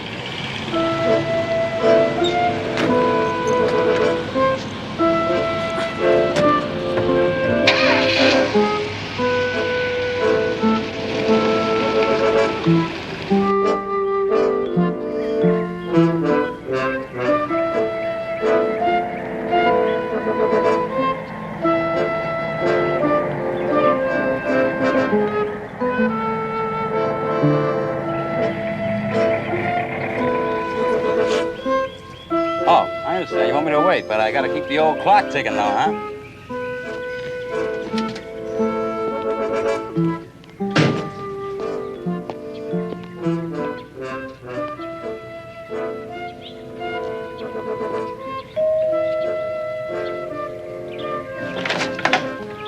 Yes? Glenna? Well, of course. I'd recognize you anywhere. How nice to see you. Come on in. Let's go in the den. This way, Glenna. Certainly nice to meet you after all these years.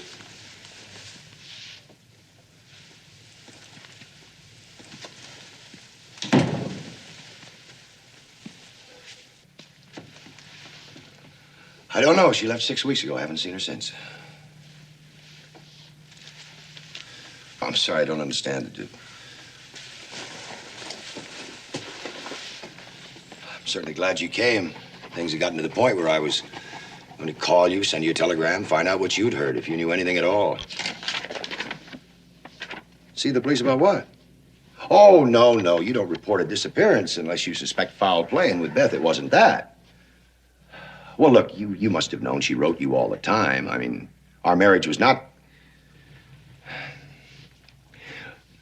Look, she was emotionally disturbed. Now, she threatened to leave many times, and one night, all of a sudden, like that, she was gone. But she'll be back, I know, Beth. Now, don't worry.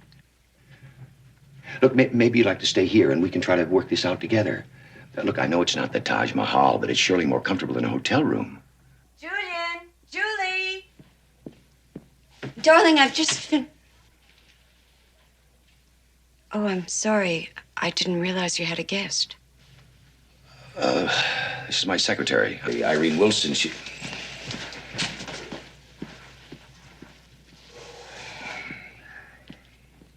Julian, was that her sister? It sure was.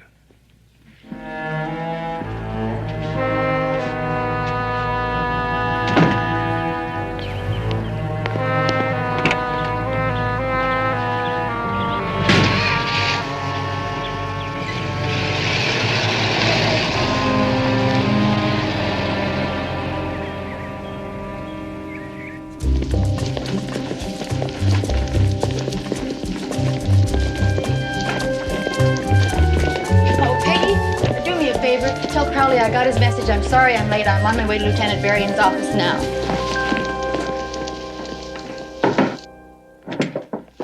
John? Hi, Pat. Come on in. Hello. This is the young lady I was telling Crowley about. Miss Glenna Burns. Hi. This is Sergeant Anderson. Well, I guess you've had a long trip. Canada, was it? It was Nova Scotia. I also told her you used to work for me. Oh, a slave driver, this one. I had to get out. Oh, well, listen, I've changed my ways and my whip. Do you want to transfer back? Oh, first show me your new whip. I've also told her that you can read hands. Well, I'm a little rough at it. Well, how can we help you, Glenna? My sister is missing. I haven't heard from her in 6 days. Weeks. Oh, she hasn't heard from her in 6 weeks. She's very worried. This is my sister when she visited my aunt and me 3 years ago. These are letters which she wrote to me since that visit. I feel it's very urgent. Oh, if she feels it's very important, we read them, all right? Does your sister live here, Miss Burns? Does she work here? Is she married? Married. Have you been in touch with her husband? She just left him. He has no idea where she might have gone? He says no. I see. Please help me find her. She wants us to help her find her. Well... Pep, you really did well. Thanks a lot. Oh. Look, I'm due at a briefing, so why don't you two just get acquainted, pour yourselves a cup of coffee, and I'd really appreciate it if you could drop Miss Burns off at the hotel on your way back. Well, I was about to suggest that, but Glenna, etched in my memory forever is the rotten coffee in this office. So goodbye, John.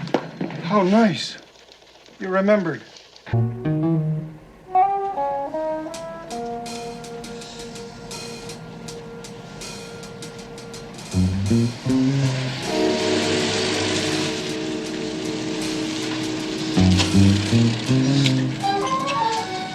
Hey, Frosty, you're a little late. I'm a little sorry. Very little. Yeah, but I got to get the truck back to the garage. Hey, hold it. Your old man, he been to the baker's? He went. Still warm. Nice. Very nice. Huh? Yeah, very nice.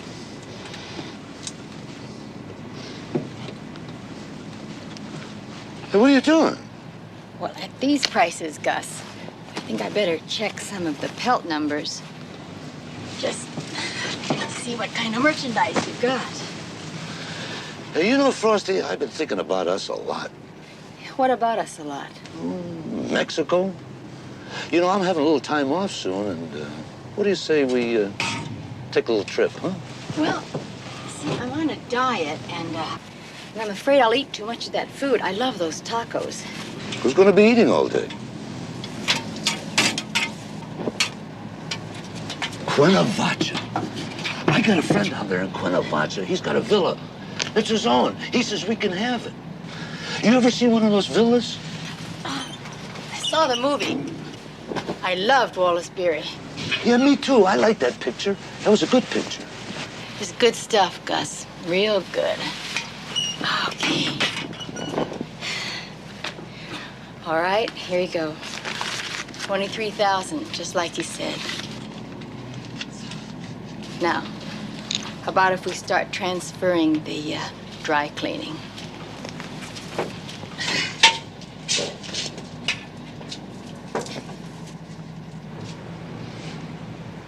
There's 35 coats in there. So? Well, you ain't gonna get them all in that little job over there. I know, Gus, I know. That's why I've got some help.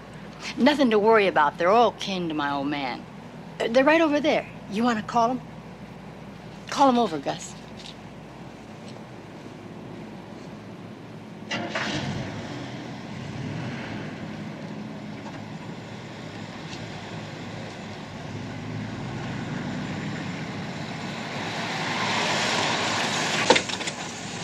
Okay, Gus, police department, let's go. Sorry about Cuernavaca, Gus.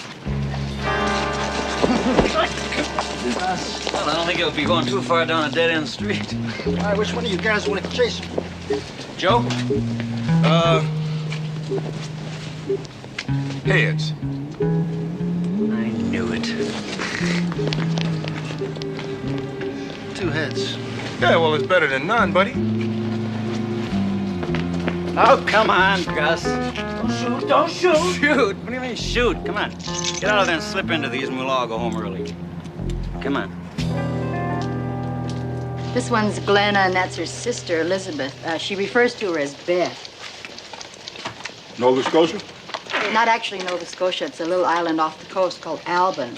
They were both brought up by their aunt, a Mrs. Mitchell. From what I can gather, she owns the island. Definitely not poor folk. Have you had a chance to read the letters yet? Half of them so far. Who's got the mustard? Use the duck sauce. It's better. What'd you get from the letters? A lot. About the husband. Beth was suspicious that he was having an affair with a girl named Irene. What else does he do? He's an architect-builder. Beth was obviously very much in love with him, but no indication she planned to leave him. Your sister's very pretty. Was she born mute? No. When she was about 4 years old, they found a growth in her throat. They operated, but... She got a scar. It was right along here. Yeah. Bill, do you mind if I stay on the case a few more days? Okay. But I tell you, I want you back on this Petroni case as soon as possible.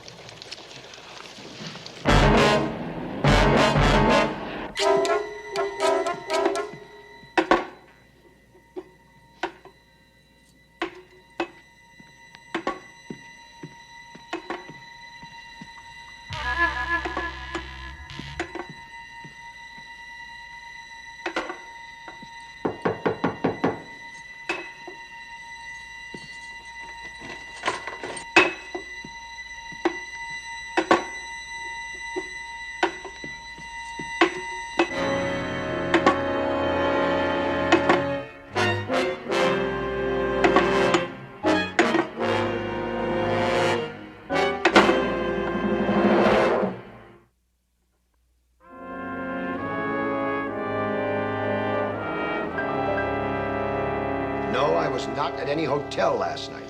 Mr. Lord informed me that he was home last night, asleep. Alone? Yes, alone. This Irene Wilson. This Irene Wilson happens to be my secretarial assistant and not, as you seem to be implying, my mistress. Oh, I see. Your secretarial assistant. That's right. Well, where was your secretarial assistant last night? Away on business in San Francisco. Sergeant, have you considered the very likely possibility that it was a burglar or some sex freak who attacked my client's sister-in-law? Yes, we have. But when we picked her up at the hospital this morning, she said she hadn't been robbed or sexually assaulted. Yeah, so it had to be me, huh? Right? She said she saw me. No, she said that the room was dark and she only saw a shadow. Mine, of course. I mean, my wife is missing and I know exactly where she is, but I don't want anybody else to know. Isn't that what you're trying to say? Look, I did not see Glenna last night. I did not touch her. I do not know where she was staying. Would you swear to that? Absolutely.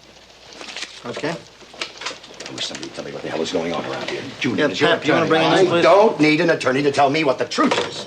It'll be my word against their idiotic speculations. Damnedest thing I ever saw in my life. Come in. Excuse me. Hi. This is Charlie Tedesco, Mr. Lord. He drives a cab for the city cab company. Do you recognize him? Mr. Tedesco, do you recognize this man? Yeah, I do, Sergeant. Came to the garage last night about 8 o'clock to see me. You sure? Yeah. Okay, thanks. That it? That's it. Thanks very much. Okay. You want to explain that, Mr. Lord? What is this, some plot hatched up by my pathetic wife and her equally pathetic sister? Glenna Burns is a mute. She's different from us in only one way, Mr. Lord. She can't speak. That does not make her pathetic. You want to explain about the cab driver? When Glenna left yesterday, I made a note of the license plate and the cab company. I called the garage. I found out about Mr. Tedesco. We met. And you paid him $50. That's right. Why? I wanted to know where she went. Glenna showed up at my house yesterday suddenly out of nowhere. We talked. When she left, I had the feeling she suspected me of something, was going to the police, and I wanted to talk to her before she did. Why? Because whatever happened between me and my wife is our own personal problem. Now, can't you people understand that? Mr. Lord, is it true that you're under investigation right now by the Securities and Exchange Commission? Oh, come on, will you? All right, I'll explain that. My client and 3 partners formed a corporation. Each of them was going to put up $3 million to develop a new retirement community. Now, because of circumstances, my client couldn't produce a share of the money, but this doesn't mean he won't. Yeah, these circumstances, do they have anything to do with the money that your wife was going to give you, only she didn't?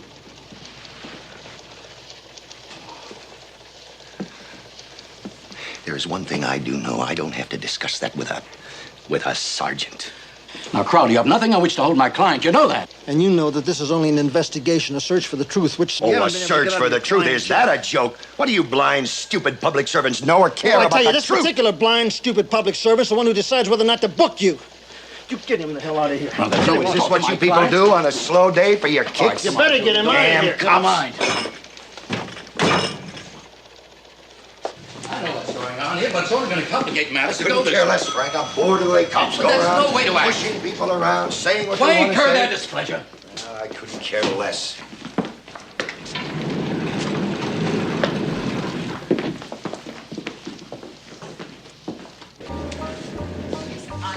Love to have you stay. I'm absolutely sure if you can stand my crazy hours. Here's Miss Burns' key. I'll fetch your bill as soon as the computer rings up the good news. Miss Burns, may I please have your credit card? And simply sign this.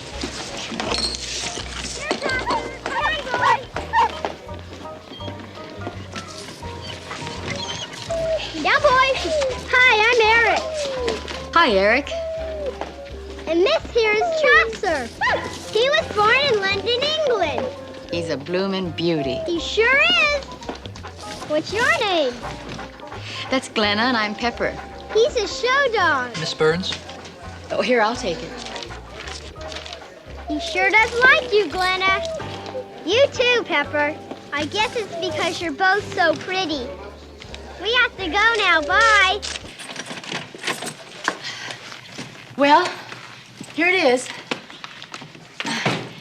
And I went shopping yesterday, so the refrigerator is full of goodies. You can help yourself, whatever you want.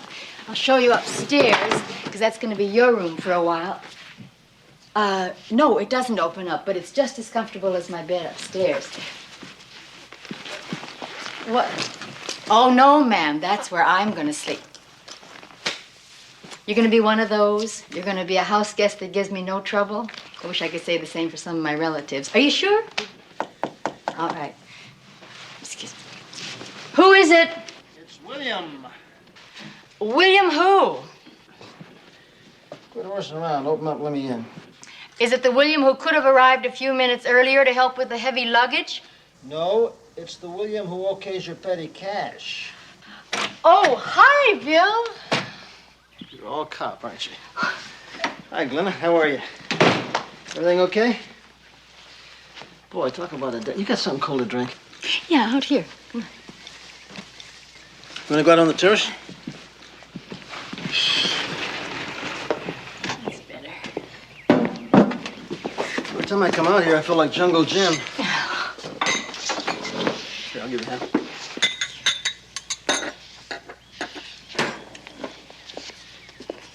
Orange juice and martini glasses?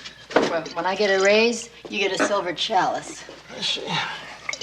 Glenna, I read your sister's letters. There's only one I could find in which there was something a little cryptic. In reference to Arcady? Yeah. Here. It says, my dreams, Julian, everything I've had with him, the good and the bad. I have the feeling that it will all end as dreadfully as it all began so beautifully at Arcady. What is Arcady? It's the name of a cabin that Julian built for himself and my sister after they were married. A hideaway. Where's it located? Near a lake. Which lake? Did she ever say? Once she wrote to me that it was very warm there. But she said that was very funny because... Wait a minute. Go back to... I missed it. Go back to funny. She said it was very funny because the name indicated a place very cold. Oh, Glenn, I can't remember the name. Very cold Springs? There's a place about 30 miles north of there, Snow Canyon? No, Frost Lake. Frost Lake. Is that it? Sure, I know Mr. Lord. What about? Does he got a cabin around here? Maybe. Who wants to know? I hope he's in no trouble. He's a nice man. Nice wife. Oh? Have you seen him lately? Well, can't say I have. What can you say about the cabin? Can you tell me where it is? Yeah. Come on inside. I'll draw you a map.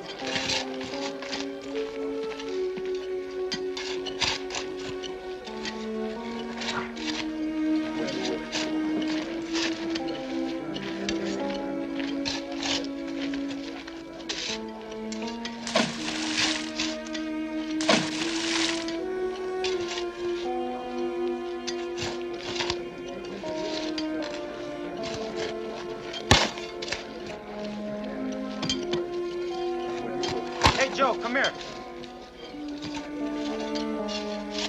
What do you got? A septic tank.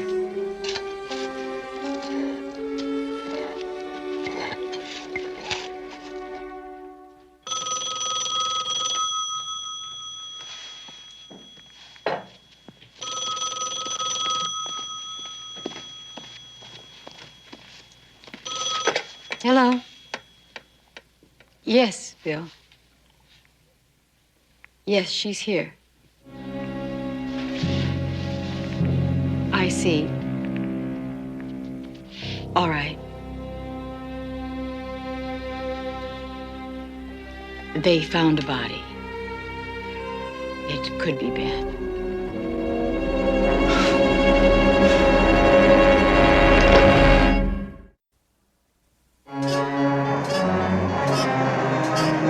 I have the feeling that it will all end as dreadfully as it all began so beautifully.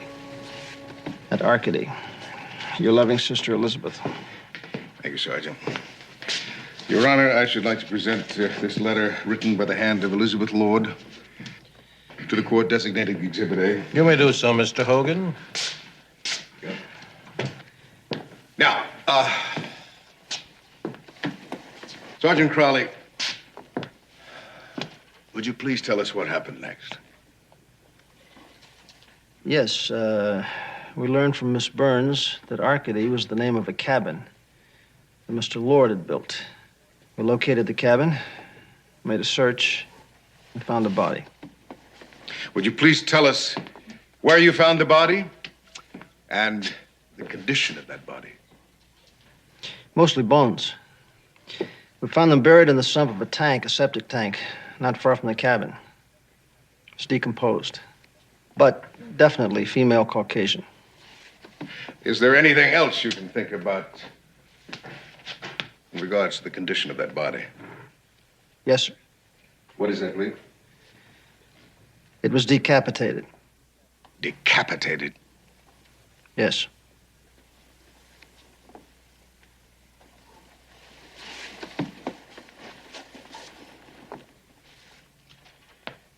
Anything else, Sergeant? Yes, according to the autopsy report, there's evidence that the decomposition of the body was aided by the use of a powerful acid. I have no further questions, Your Honor. Cross-examination? Sergeant Crowley, as you know, this is a preliminary hearing, that my client has not been found guilty of a thing. Is that correct? Yes, it is. He has, however, been accused of the murder of his wife. Now, is there any proof, wherever it is, in that autopsy report that you just referred to, that the deceased was indeed Elizabeth Lord? No, there isn't, but... Just answer yes or no. No.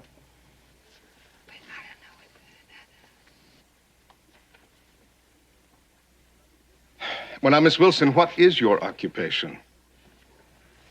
I'm presently unemployed. But you did work as an assistant to Mr. Lord for some time now, is that correct? Yes, I did. Thank you. Now, why are you no longer employed by the accused? Objection, Your Honor. The question is irrelevant.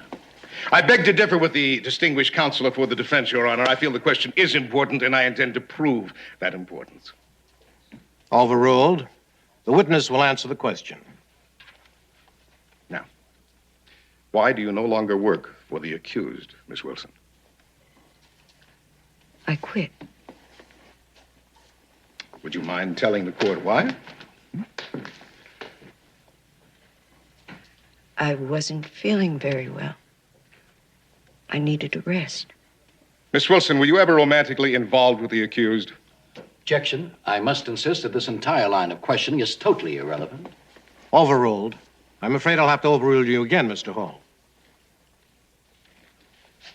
I repeat the question. Miss Wilson, were you ever involved romantically with the accused? And I remind you, you are still under oath. I was involved with him. Briefly. You were having an affair with the accused. Is that correct?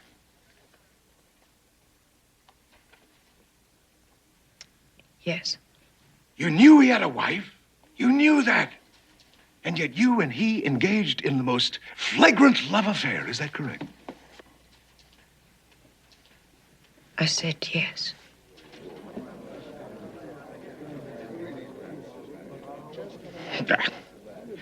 I have no more questions, Your Honor. I guess you could say I was one of Beth's closest friends. When did you meet? Oh, 8 or so years ago. Shortly before she and Julian were married. Mrs. Larkin, would you tell us some of the things that you got to know about Mrs. Lord during those 8 years? She came from a very wealthy family. Supported both herself and Julian after they were married, while he was taking postgraduate studies in architecture. Supported him spiritually during some of the hard times until Julian finally made it.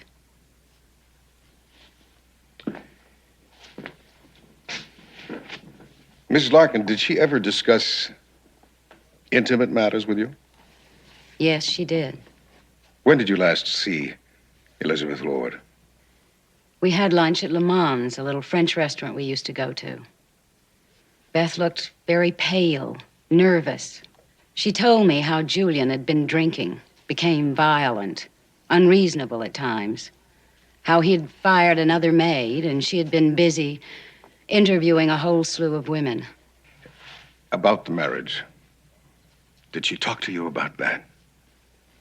She said things were bad, but that she was determined to straighten them out, if it killed her.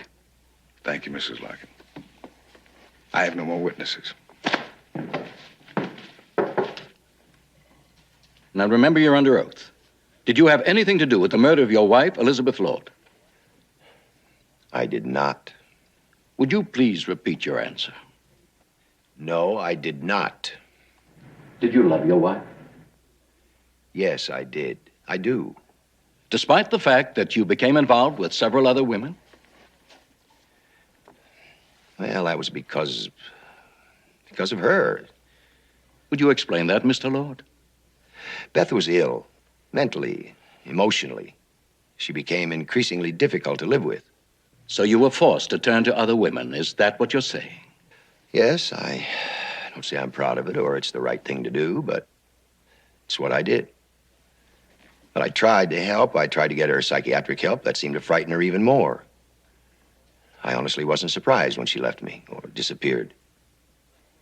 It had nothing to do with money now. I was going to handle that part of it myself. Thank you. No more questions. I have just one question for you, Mr. Lord. In your line of business, do you have access to quantities of acid? No.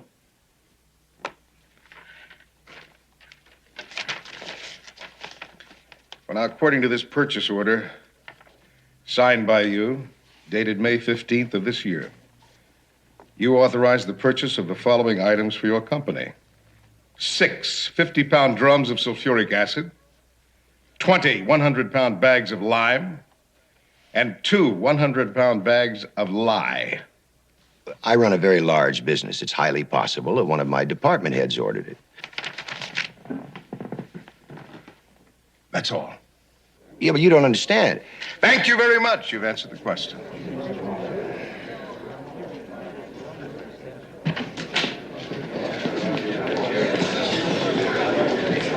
Mrs. Larkin, may I speak to you for just a minute, please? Tomorrow, Glennon, we come back, the judge will make his decision, and that's it until the trial. I want you all to know that I shall not wait. My work is finished. I want to fly home to Alvin, where there is peace, land, and water. I tell you what, I'll buy lunch if we can all visit you one day.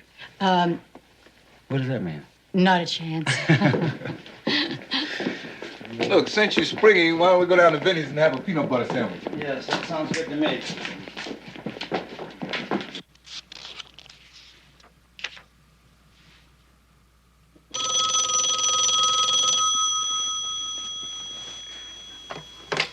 Yeah? Hey, Pep, it's Bill. Yeah, we've run into a snag on that Petroni case. Yeah, we're at the Four Winds. Hey, you should see the ceiling here. Oh, that place Pete's friend just opened. Hey, Bill, your order's on the table. Thanks. Yeah, they got a menu here with everything on it from baked aardvark to zabayone. I'll give you a tip. Stick with the zabayone. So what else? Hey, listen, the reason I called you. We need that new number on Petroni. You wrote it down on something, didn't you? Didn't you jot it down? Hold on. Let me see if I got the right purse. And while I'm gone, don't eat any aardvark.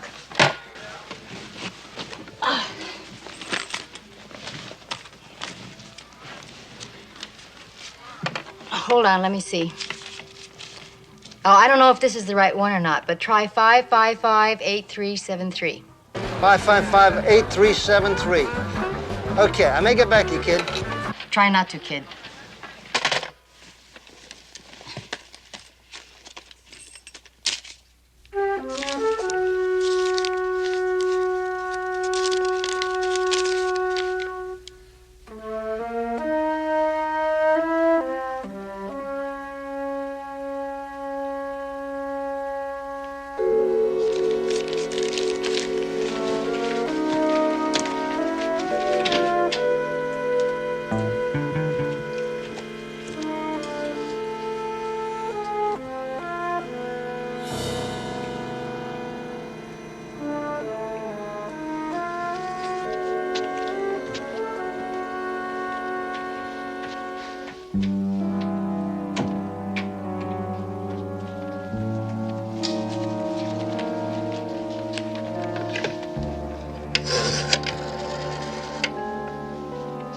I'd like to make a long-distance call to Albin, Nova Scotia.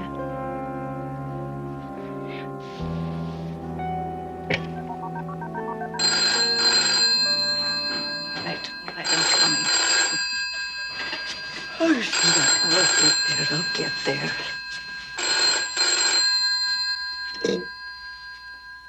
Mitchell residence. Hello, may I speak to Mrs. Mitchell, please? She's not here. Glenna Burns. Is she there? She died last month. Who's calling? Do you have any idea where Beth is? Elizabeth Lord. Mrs. Lord? In California. Well, now, look, if you'd like me to take a message, I can... No, thank you. What, 4 o'clock in the morning, getting a body up for something like that.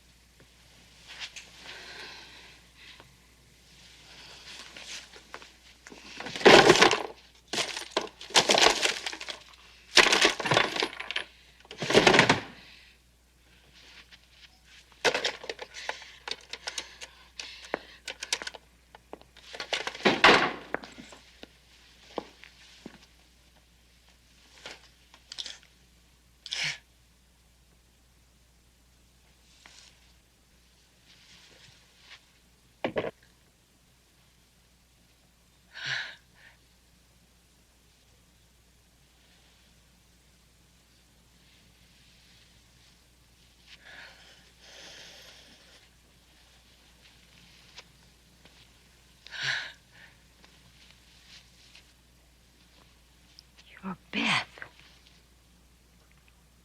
Dear God, you're Beth.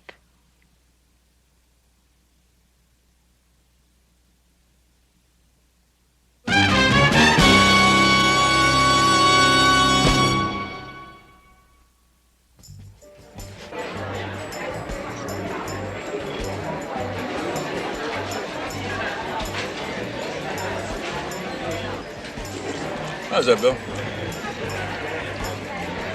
Pat was right about the aardvark. What do you mean? I think you got the winner. Who got the winner? You kidding me? That's terrible. Where do you think he's at now? Who, Pete? Petroni. Well, I got a hunch. He's in Las Vegas. And he'll be back tomorrow the next day. How come the hunch? 3 things. First of all, I got ESP. Secondly, I made a great deduction. And third, a friendly just told me on the telephone. Well, then why didn't you tell me that in the first place? Bill, Hoskins wants to talk to you on the phone. This late?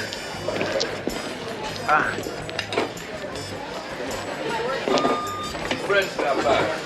Yes, I know. Yeah, the Paul. usual. How you feeling? A lot better, thanks. Oh, say, listen, Bill. I just completed my work on those bones and stuff that you brought from the tank sump.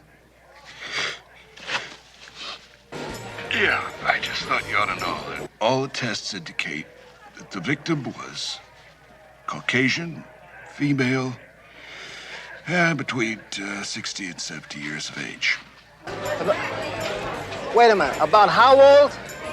Okay, then, okay. Make it between 60 and 65, okay? Okay, Paul, thanks.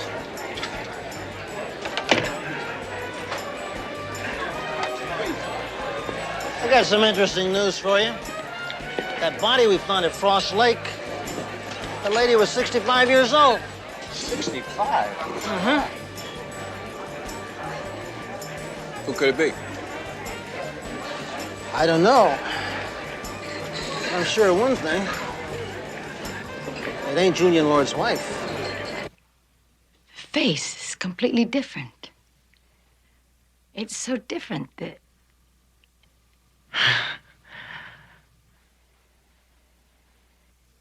Of course, plastic surgery. And the eyes, contact lenses, the hair is easy to change. Am I right? Am I right, damn you? And then something special for the neck, something you could apply when you needed it, a scar, like hers, just like your sister's. I'm right, aren't I? What's the matter, William? The aardvark getting to you? No, I tell you what's getting to me. Arcady's getting to me. Man, you talk about irony. Somebody decides they're gonna knock off some old lady. So they go up in the middle of nowhere to some cabin that nobody ever goes to. They dump the bones in a cesspool tank. And they cover them up. Now, what is the percentage of anybody ever digging that up? Of those bones ever being found? Huh? I mean, ironically, it hadn't been for Glenna.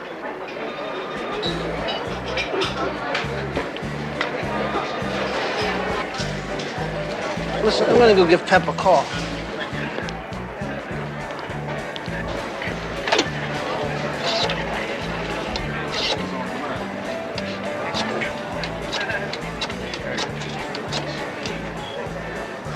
But then you had to go through that first major test and see Julian.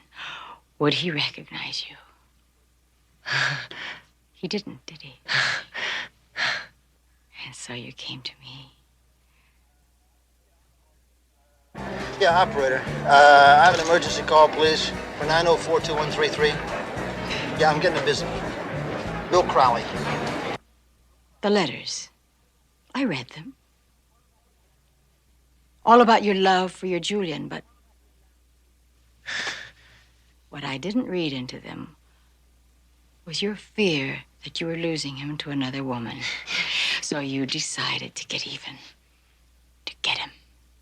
Didn't you? So you called him that night to see if he was home. And he was. And you stabbed yourself. A few days later, after we found that body, you knew your plan had worked. Operator, would you check it again, please? There's no way it could be off the hook. Yeah, operator, I'm telling you, she would never leave the phone off the hook. Pete, Joe?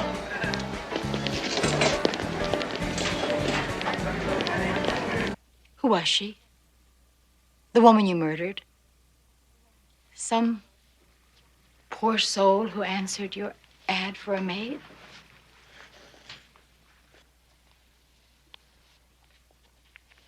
It's not important. We'll find out.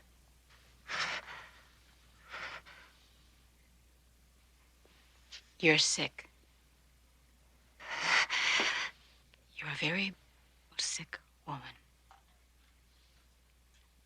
You need help.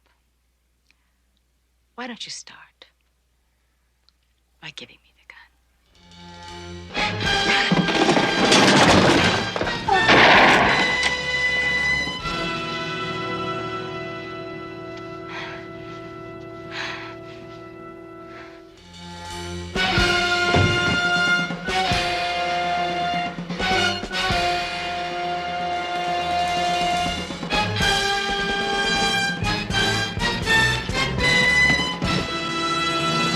I want an ambulance sent to 102 Crestview and make it quick. You hear? Quick.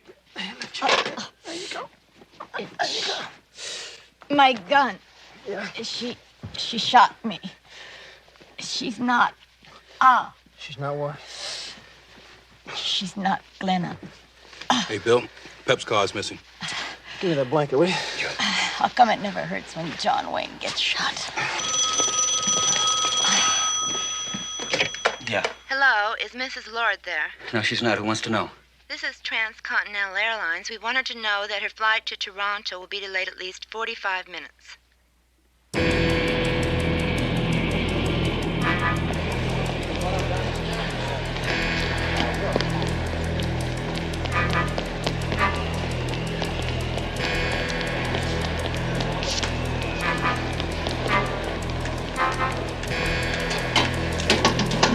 Transcontinental Airlines announces the departure of Flight 62 for Winnipeg and Toronto at Gate 8. All passengers, Transcontinental Airlines Flight 62. Your plane is now ready for boarding at Gate 8.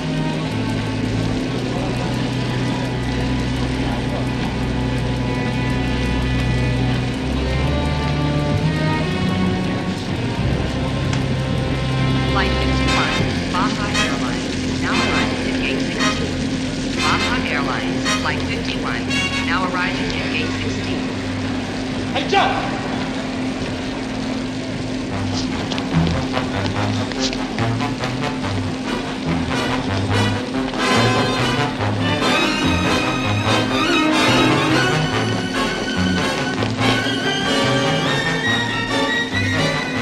Caledonia Airlines announces the arrival of Flight 103 from London, Glasgow, and Sheffield at Gate 3.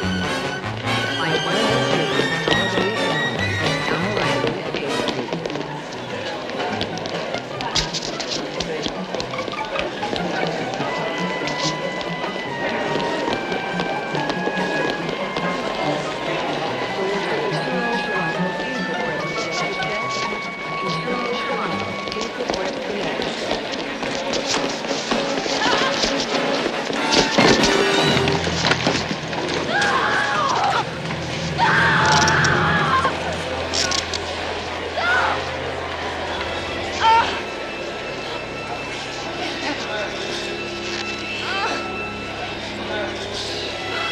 Fake.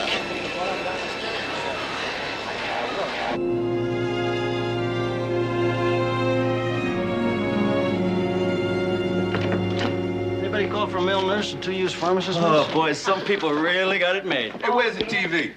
This place is driving me crazy. Did you come to spring me? No, we came bearing gifts. How nice. Day-old daisies. I never promised you a rose garden. Julian Lord sent roses. By the way, he thanks us for pursuing the truth. Isn't that nice? Joe, thank Harriet for sending the candy. But, Bill, I gotta get out of this place. Look, Harriet thought the candy was all right. But the kids thought the popcorn was better. Maybe they can get me out of here.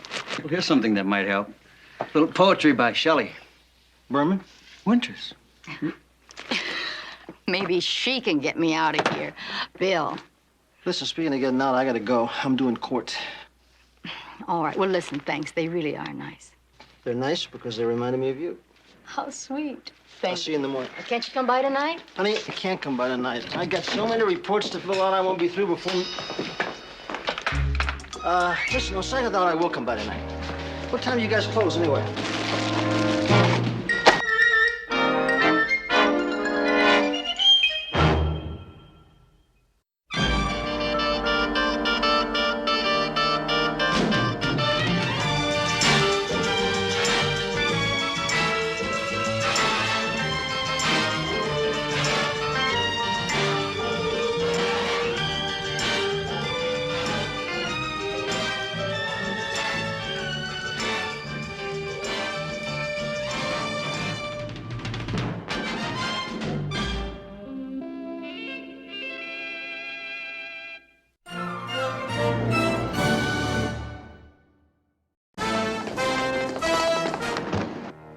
Sergeant Tripp exactly what you told me.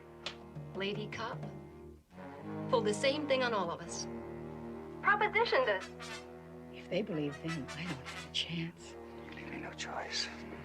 Your badge and your weapon. Just keep your hands on Listen, Nina, what's going on? Give me that gun!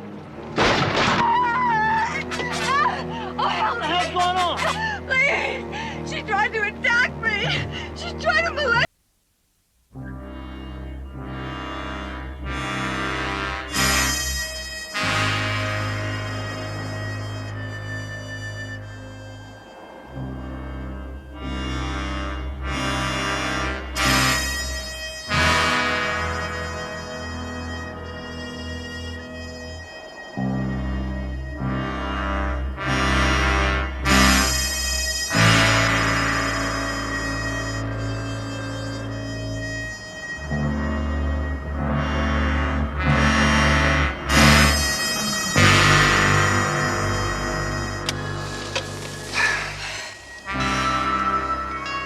See anything?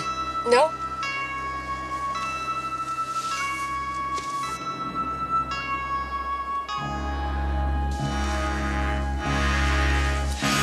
Later.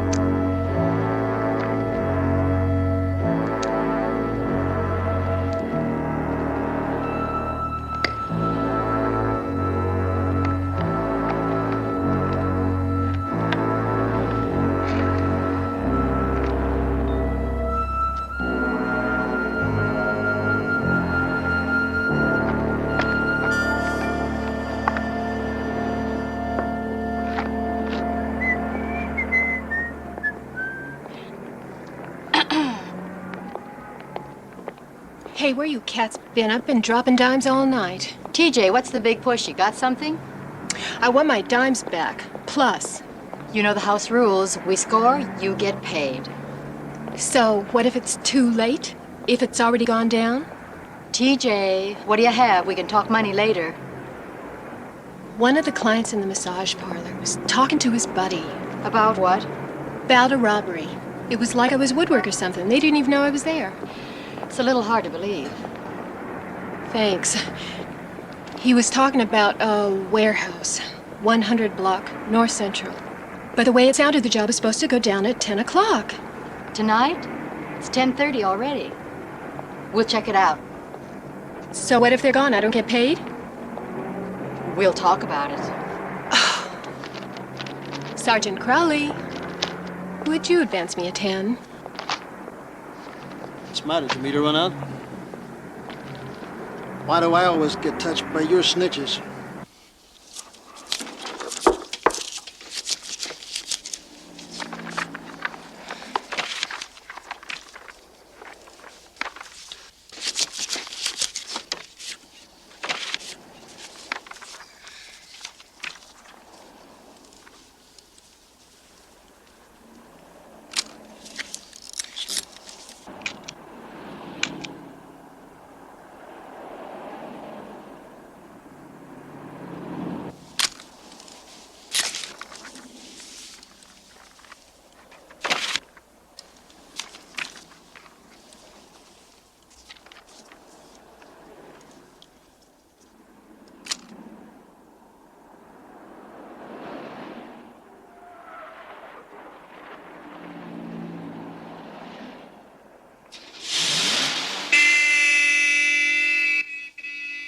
Let's get out of here. Take it easy. Put the stuff back. Where it was.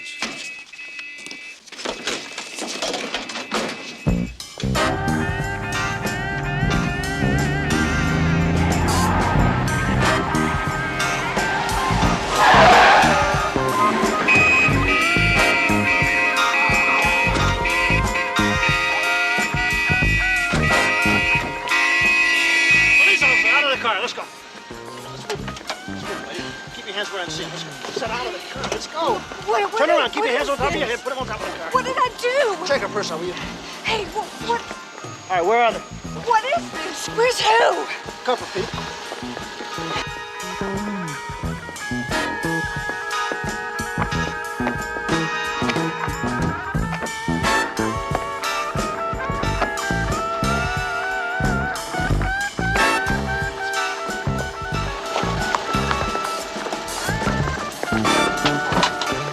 I'd like an explanation. I'd like some answers. Get in. In the car.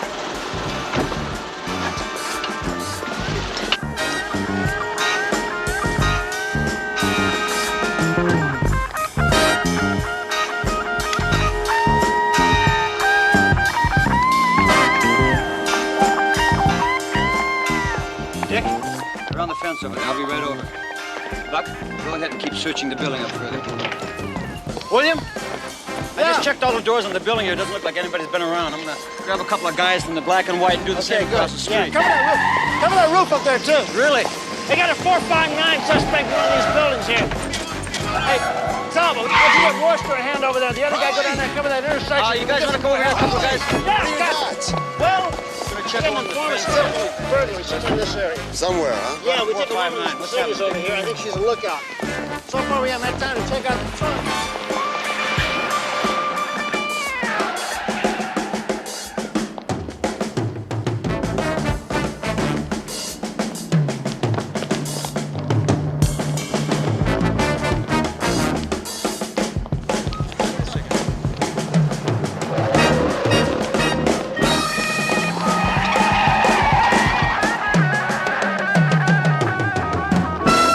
This is ridiculous. I have done nothing wrong. Then answer the question. What were you doing in this area? Look, I told you. It's quiet. I needed to think some things over. That's a bad answer. Listen, I don't No, care you what listen. you think. You listen to me. Okay. Playing lookout makes you an accomplice. They're going to dig up your friends. The charge is burglary. Now, I suggest you cooperate.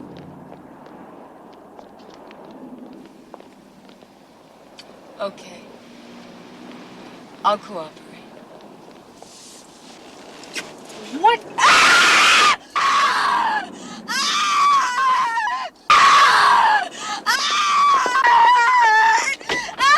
Oh, help me! What the hell's going on? Help me, please! Please! She tried to attack me! She's trying to molest me! Please, please, don't let her touch me! Don't let her touch me! Please?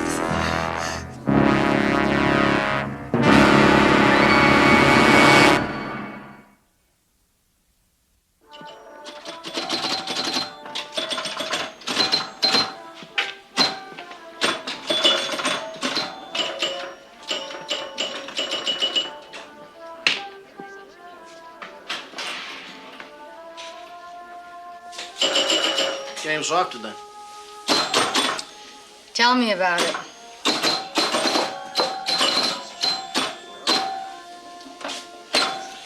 Drinking in the middle of the afternoon, huh? Ginger ale. You really know how to live it up.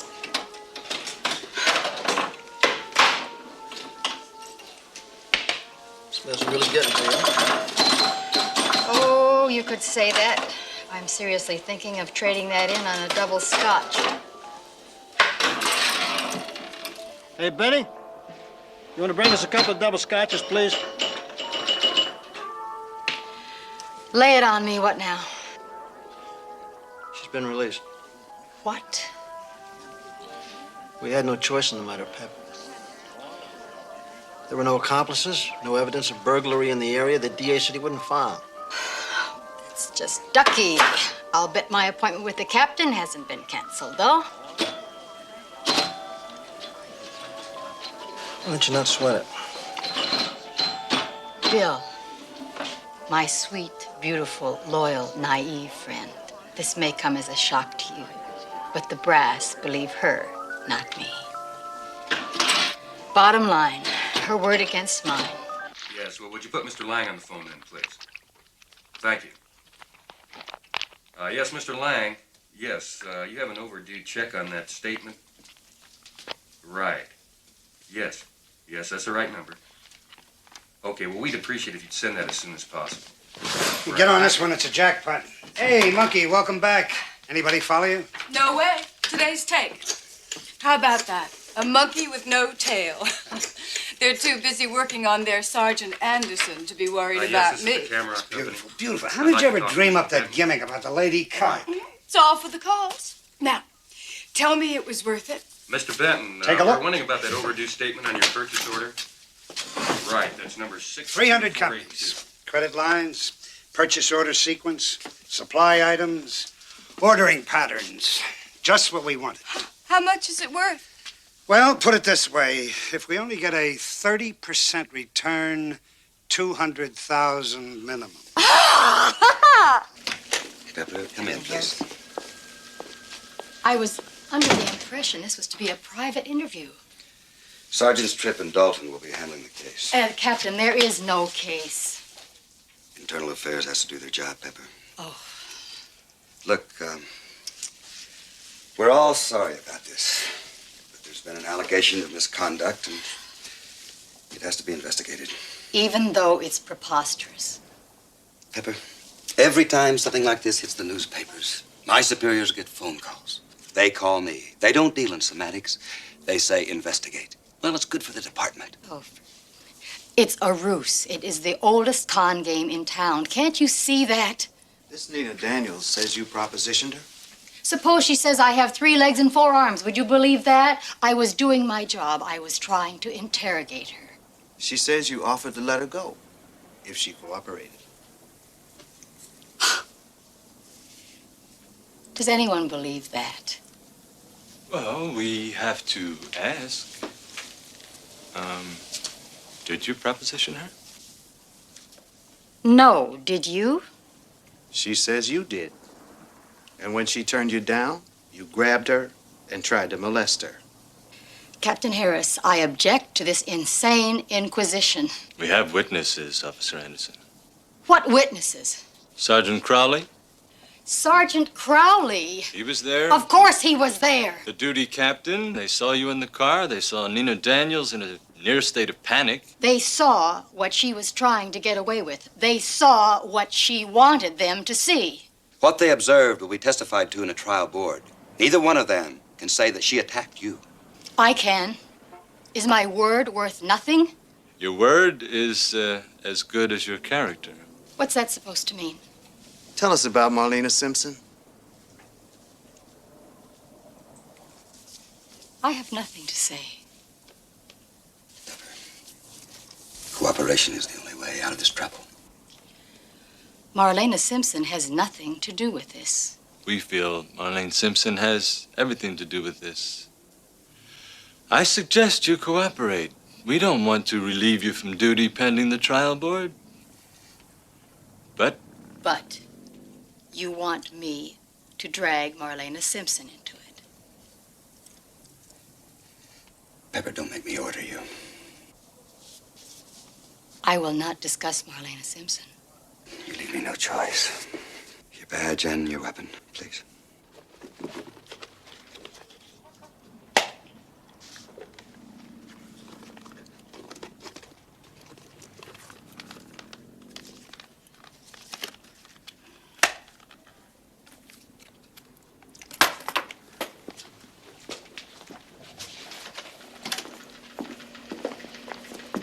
Coming!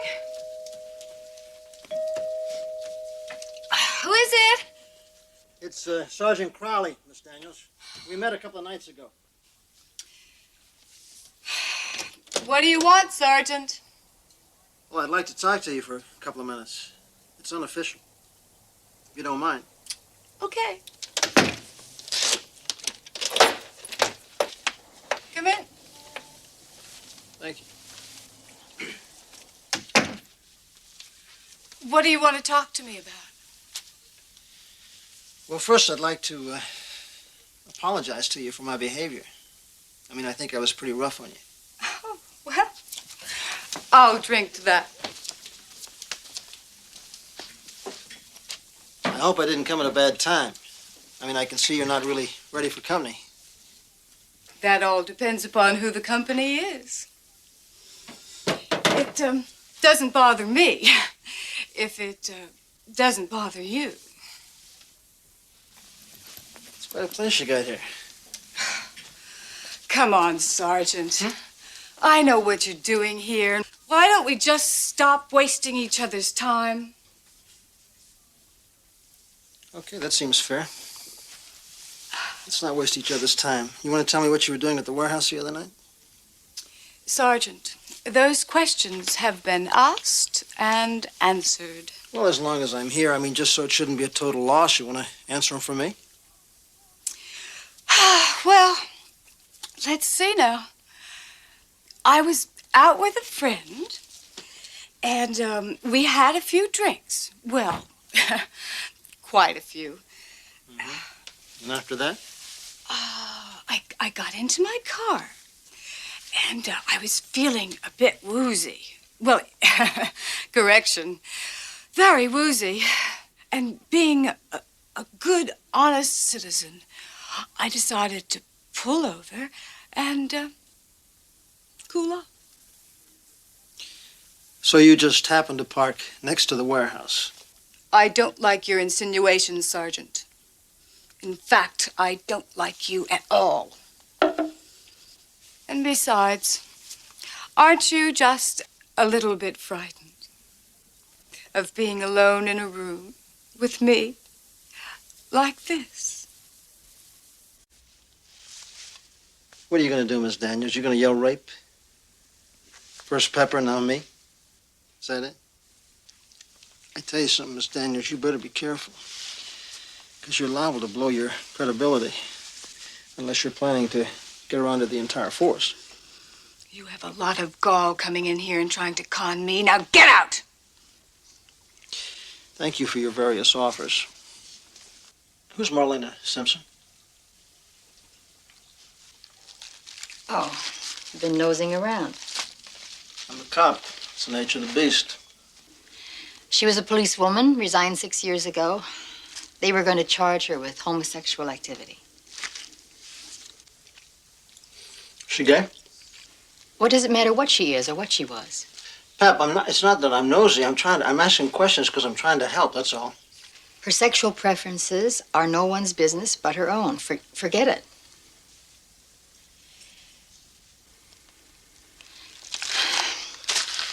What's happening with Nina Daniels?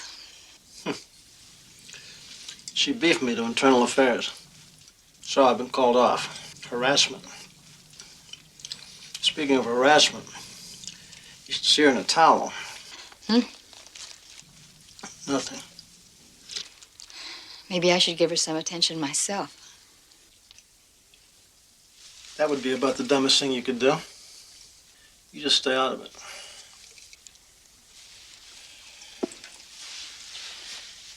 I gotta go.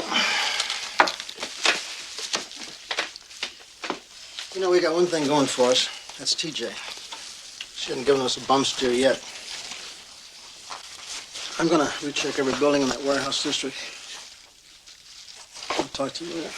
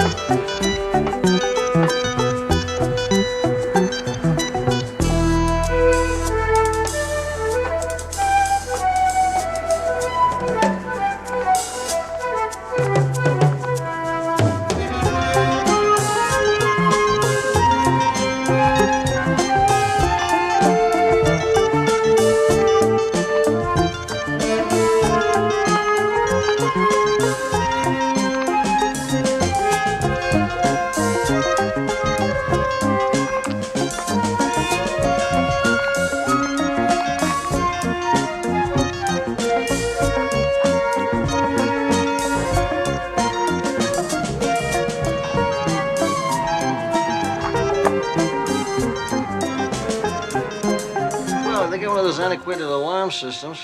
One of the wires had been cut and spliced. The manager said there wasn't anything missing. Is anything messed up? What about out of place? Well, yeah, there were a lot of invoices that were misfiled. I tell you, this manager's one of those meticulous guys. He jumped all over the file clerk, and she swore she hadn't touched them. What's that sound like to you, Joe? Well, probably a double billing con. That's right. Guys. Hey, Pep. Hey, Pep, how you doing? Hi. Where's Crowley? I got that rush right down here. He's upstairs with Captain Harris in that internal affairs guy. You're old Mr. Lovable. Mind if a civilian watches you work? Grab a shoulder. I can't. I'm suspended. Hey, not with us, you not. Joe and Pete. Oh. What is all this stuff? We found a warehouse. Entry? Yep, but nothing's missing. Handle cases like this where they take the invoice and bill the customers using their own purchase order numbers. Yep, that old double billing scheme. We're working on that, too. Speak of the Crowley. Yep. It's been a new development. You better come with me. Captain finds out I called you, they're gonna rack my butt.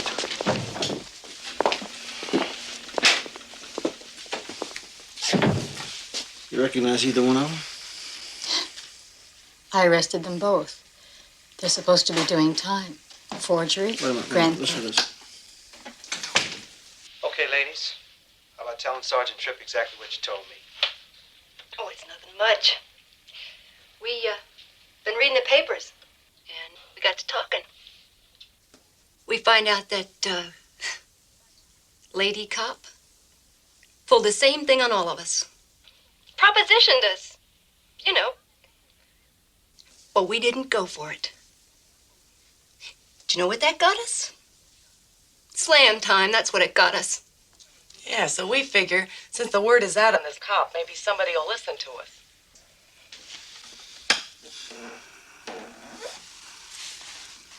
They're lying, Bill. Yeah.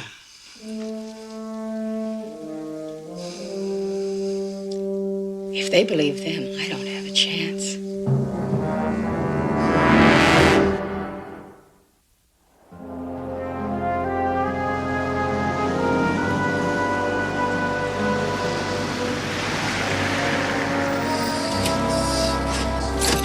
Thanks for dropping me off, Bill.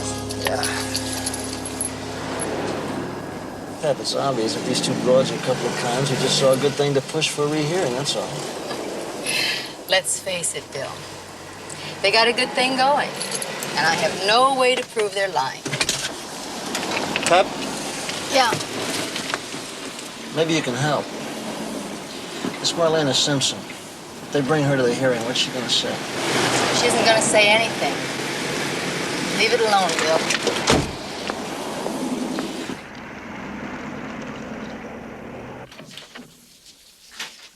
Sergeant Crowley? You're Miss Simpson? My secretary tells me you're not from Internal Affairs. No, that's right, I'm not. But you are a cop. That's right. What made you think I was from Internal Affairs?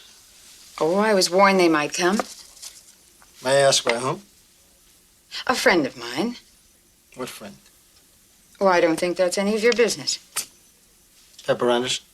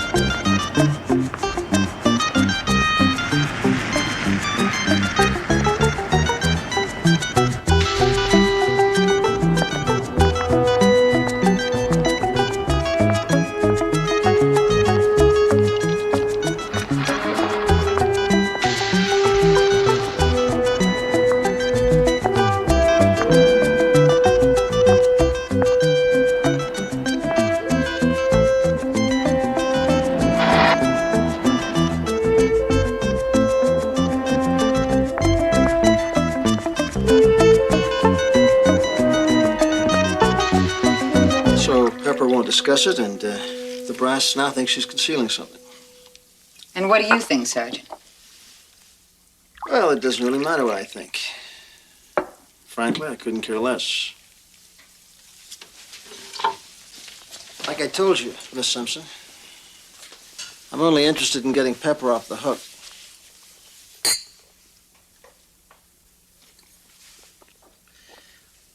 I know that the department is planning to subpoena you to the trial board. What I don't know is what your testimony will be. My testimony can't harm her in any way. In fact, it might help her. Well, if that's so, then why is she so intent on refusing to talk about it? Because she wants to protect me. Protect you? How? You see, since I resigned from the department, I've become, well, pretty successful.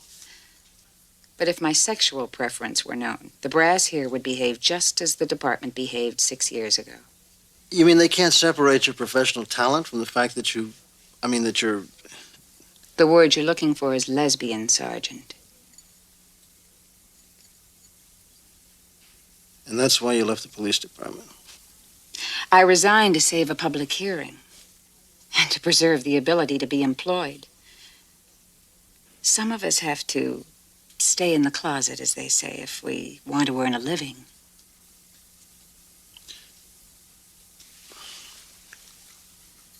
Aren't you going to ask me, Sergeant? Ask you what? About Pepper. Okay. What about Pepper? Well, we did room together at the academy. Did she know about you? We talked about it. Pepper suggested it would be more comfortable for both of us if I moved out. I did. Later, the department found I was living with another woman. I put personal reasons on my resignation and walked out into a new life, which is now in danger of being destroyed. And that's why Pepper won't say anything. Yes.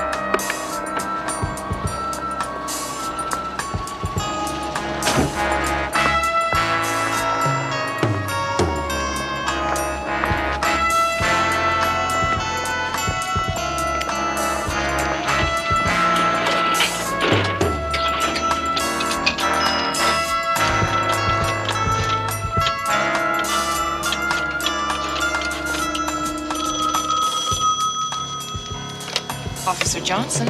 Oh, hi, Sally. This is Pepper. Put me through to Crowley, will you? Oh, he isn't here. The whole group is out. I expect them back any time. See if you can run them down. Tell Crowley I've been following Nina Daniels and I've located what I think is the boiler room on the billing scam. I'll wait outside for me. You got a pencil? Yeah. What's the address? Looks like 326 Rosewood. Thanks, Sally. Look at this one. Working like a charm. How much? So far, at least 15 G's. Not bad for one mail drop. Hey, Mucky, you feel up to hitting a few others? Pappy, for that kind of bread, I would circle Dodger Stadium with nothing on but a smile. That's the way to talk. They're in the valley. 3 post office substations. Just give me 2 hours.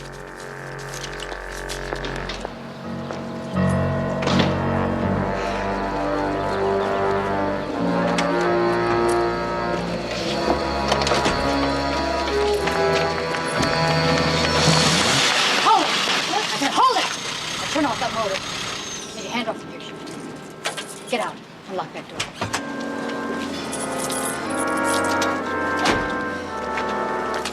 No tricks. Get in there. Hurry it up. You, over here. Hey, what's going on? Just keep your hands off. Listen, Nina, what's going on? Give me that gun! Give me!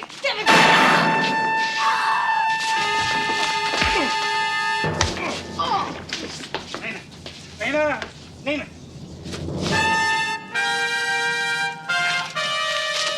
Johnny, we gotta get out of here. Nina!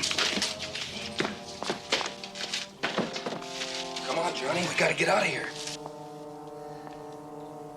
She's dead.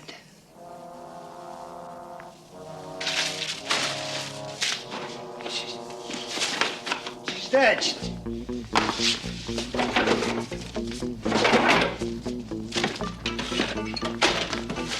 Let the cop explain this.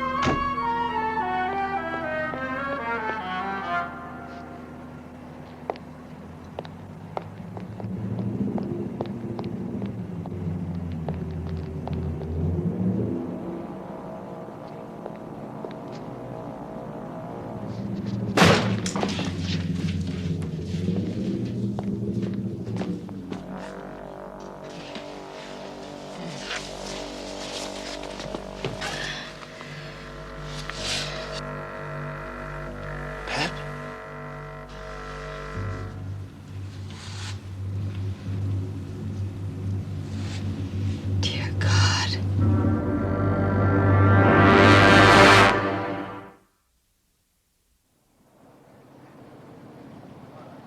Captain, Pepper's got no business in that cell. Preliminary All you gotta do, investigation. Captain, all you gotta do is look at the evidence. The phones support evidence of a billing scam. Pepper says she tailed Nina from a post office box. Now, that checks out. And Pepper had no business tailing her. Her career was on the line. What'd you expect her to do? Just lay down and take it? I'd expect her to use better sense.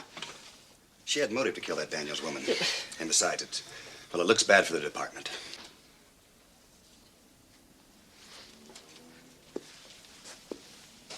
What looks bad for the department and what's hard evidence are two separate things. I tell you something, Captain. I want her released right now, or you can have my badge too. Crowley! Captain, just do me the favor. Ask the deputy DA if they've got a fileable case. Go ahead. Do you have a fileable case or not? Vern? No. Crowley makes a lot of sense. At the moment, there's too much that aligns with Pepper's story. Thank God for somebody that deals in the facts. All right, Crowley, she's released. But this doesn't change anything about the review board. Do you understand me? It goes tomorrow morning as scheduled. You know, Captain, in a way, I'm happy about one thing. I'm glad she's a civilian right now. At least she's got more rights than a cop.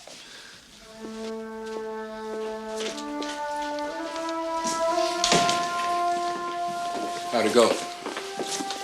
She's sprung. Good. But the board goes in the morning. We haven't turned anything sticking in that old post office box.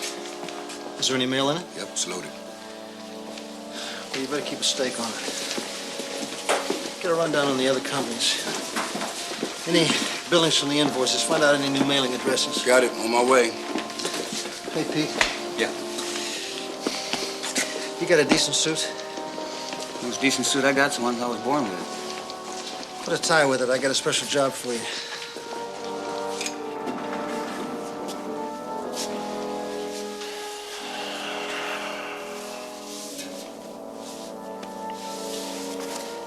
We gotta get a composite of those two characters, Pep. And I'll take you home. It's okay. Come on, let's go.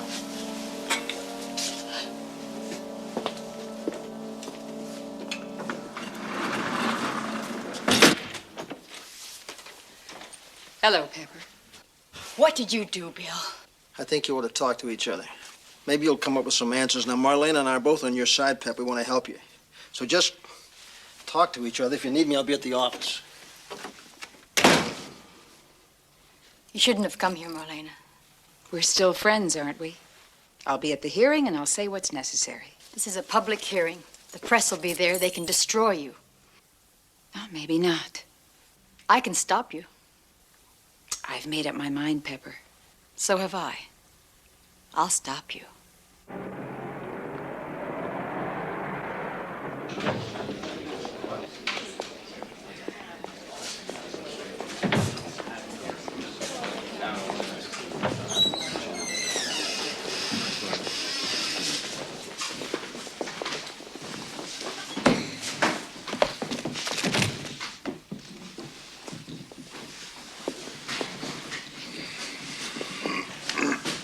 Officer Anderson. As chairman of this Board of Rights, I'm responsible for advising you formally of the charges. Officer Anderson is ready, Mr. Chairman. Count one.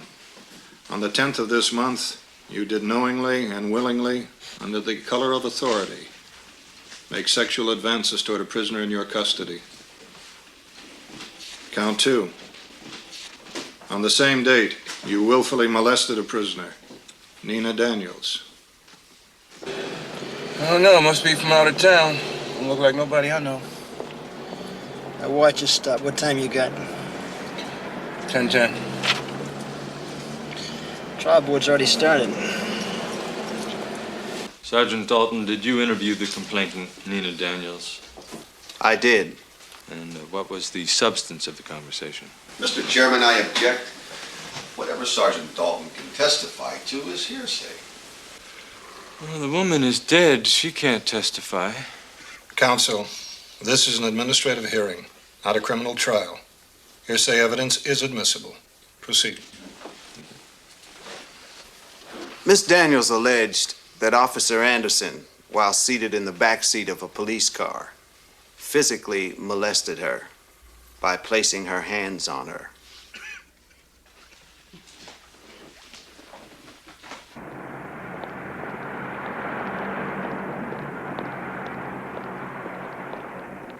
Hey, score one, man.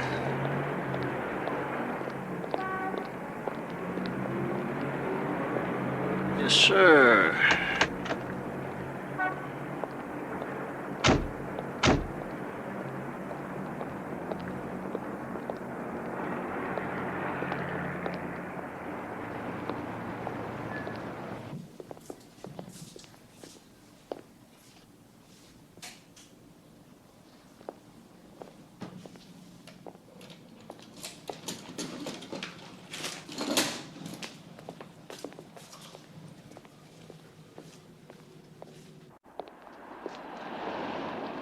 Hold it. Bliss, we'd like to talk to you, man.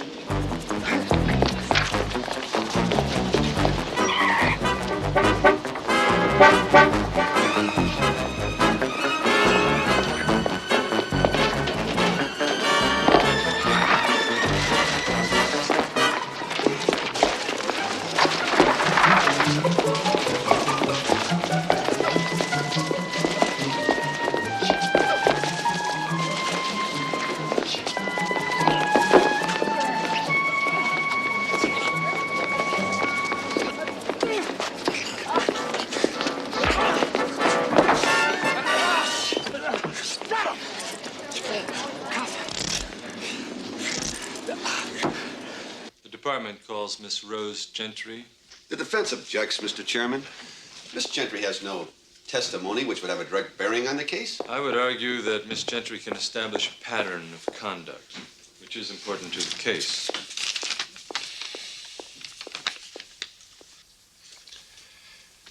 We'll hear her testimony. Then I ask that Miss Gentry's companion be removed from the room, if the department plans to put her on the stand. No objection. She'll be removed. Officer, Miss Gentry, will you please take the witness chair?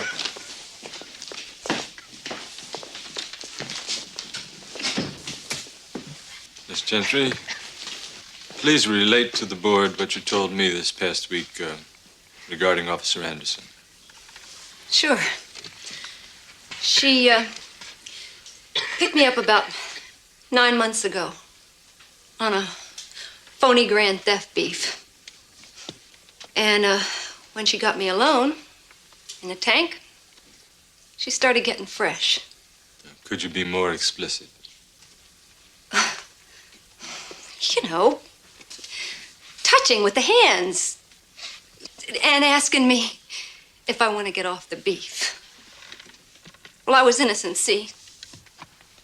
And that's the truth. What else can I say?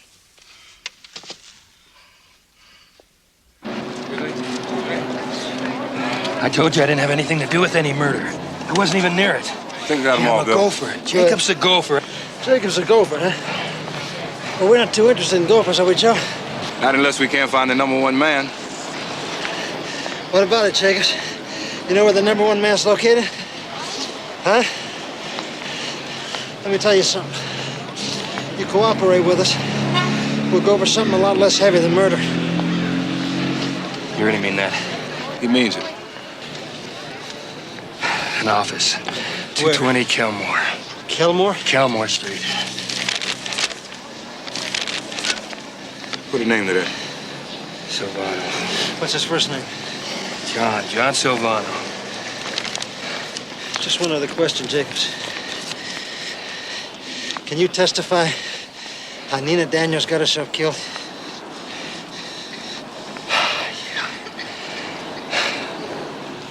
Some recess. I don't even have a cigarette. Hello, ladies. What's this all about? Who are you? My name is H.A. Barstow from the DA's office. My boss is extremely concerned about any injustice to you ladies. Let me tell you, you have the personal assurance of the district attorney himself that immediate action will be taken to vacate your convictions if Officer Anderson is found guilty. Oh, she's guilty, all right. We told him in there. Guilty, is she ever? I'm sure she is, too. And you know, just between us, I've always looked to nail a bad cop. Well, you sure have our cooperation, Mr. D.A. Assistant. For now, anyway. Now, if there's anything that you want, any questions or anything, just give me a call. Oh, we will. We will. Good day, ladies.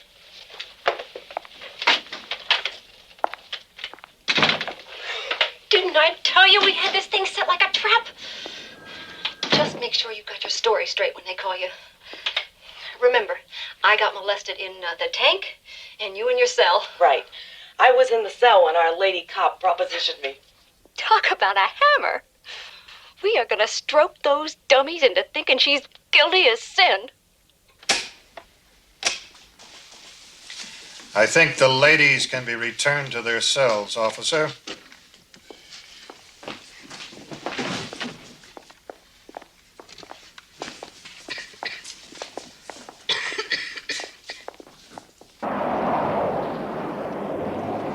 The department is grateful to Investigator Royster for revealing this conspiracy.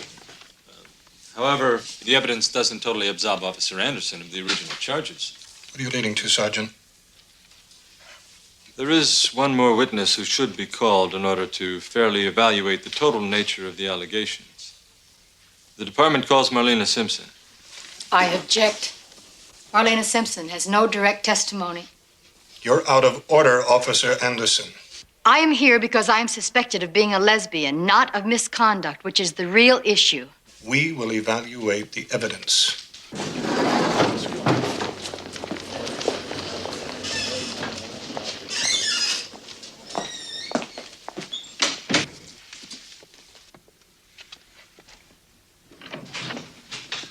Miss Simpson, please take the witness chair. No. There's no need to proceed further.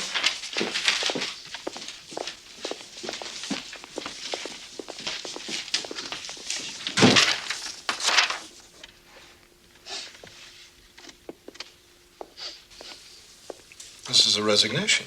Yes, sir, it is. Excuse me, Commander. I'm Sergeant Crowley. We have new evidence here. Mr. Jacobs can testify as to the false allegations made against Sergeant Anderson. There's nothing I can do about that, Sergeant Crowley. We have a resignation. Can I see that, sir? Thank you. Sir, I honestly don't think that this is up to the standards of the department as far as neatness is concerned, and anyway, it's pretty sloppy. Could we... once she rewrites it, could we hear Mr. Jacobs' testimony? Most definitely, Sergeant Crowley. Mr. Jacobs may take the witness chair. Thank you.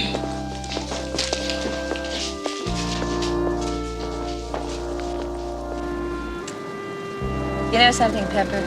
You are some special friend. Take care, huh?